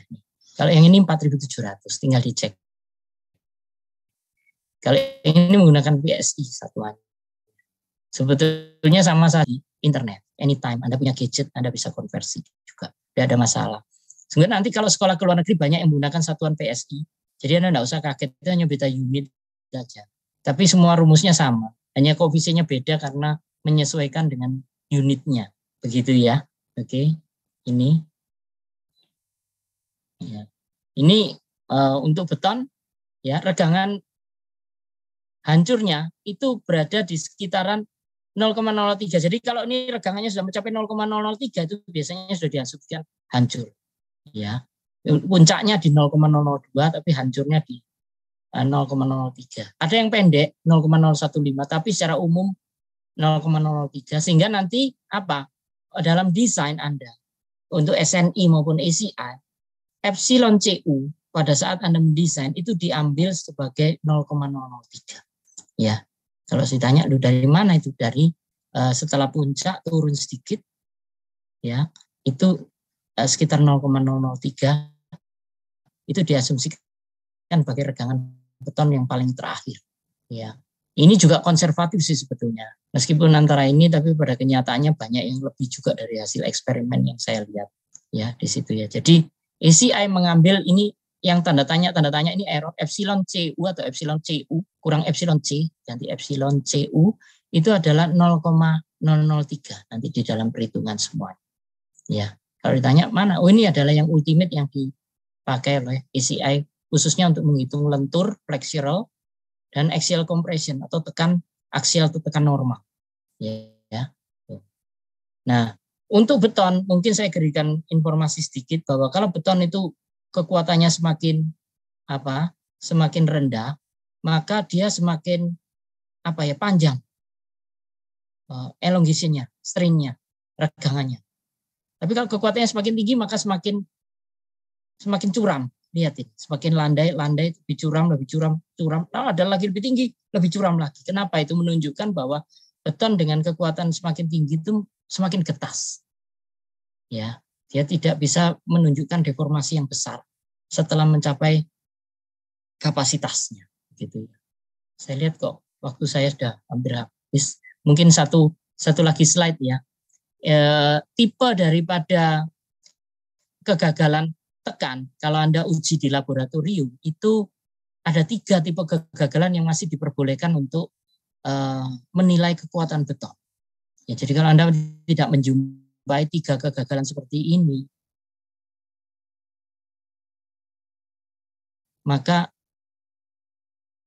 pengujian Anda lagi. Yang pertama itu adalah yang tipe A, itu biasanya membentuk seperti hourglass. Hourglass itu apa ya? Jam pasir itu ya. Ya, ini akan rontok, ini akan rontok, jadi bentuknya seperti ini. Idealnya seperti itu. Dan ini biasanya untuk beton mutu normal. Kalau betonnya mutunya tidak terlalu tinggi, hal seperti ini bisa terjadi.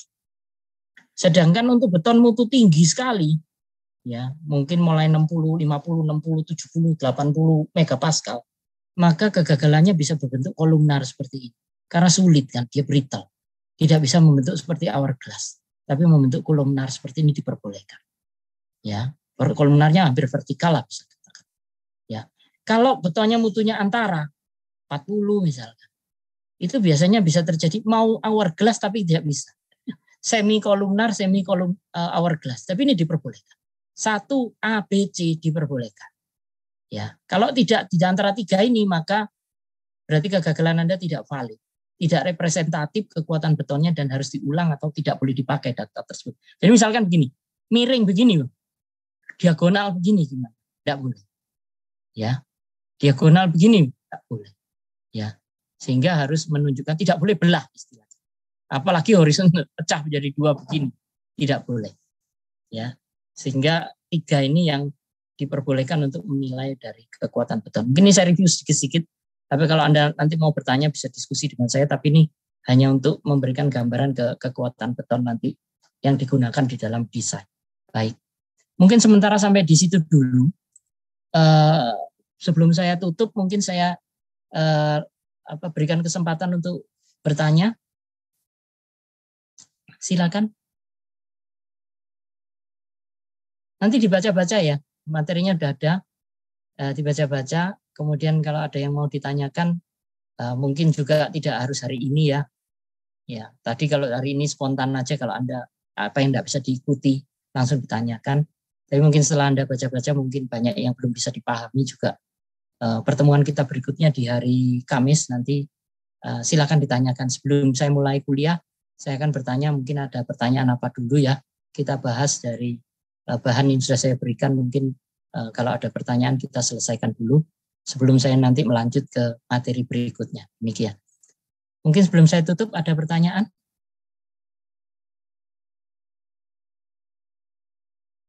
Belum ada ya?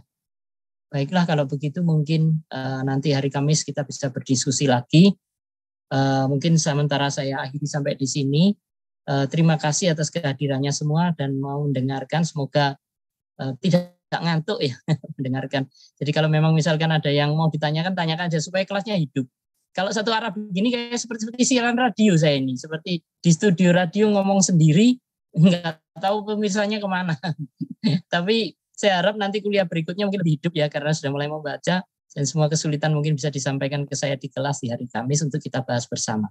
Baik, kalau memang belum ada, saya akhiri sampai di sini. Sekali lagi terima kasih atas perhatiannya.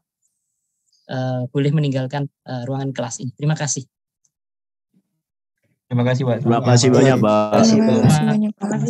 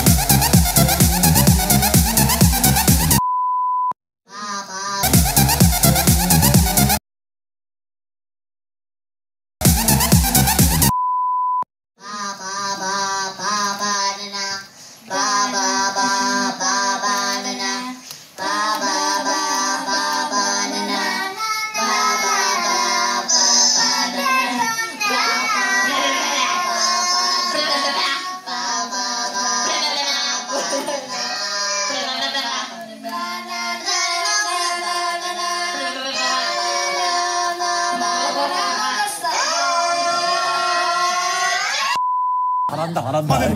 와, 두부 얼굴 왜 이렇게 빨개졌어. 못해, 진영아? 왜 이렇게 못 알아듣는 거야, 진영아? 아, 목 아파. 목 아파, 목 아파. 쓸데없는 얘기를 듣고 있어. 빨리 섞인 거, 비빈 거. 좋다. 비빔밥.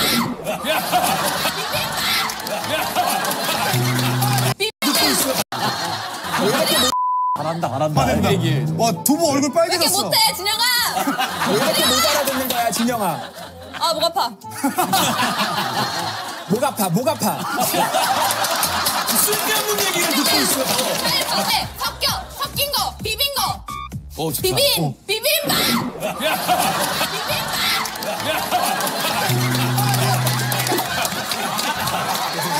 저기도 마을이 있어요.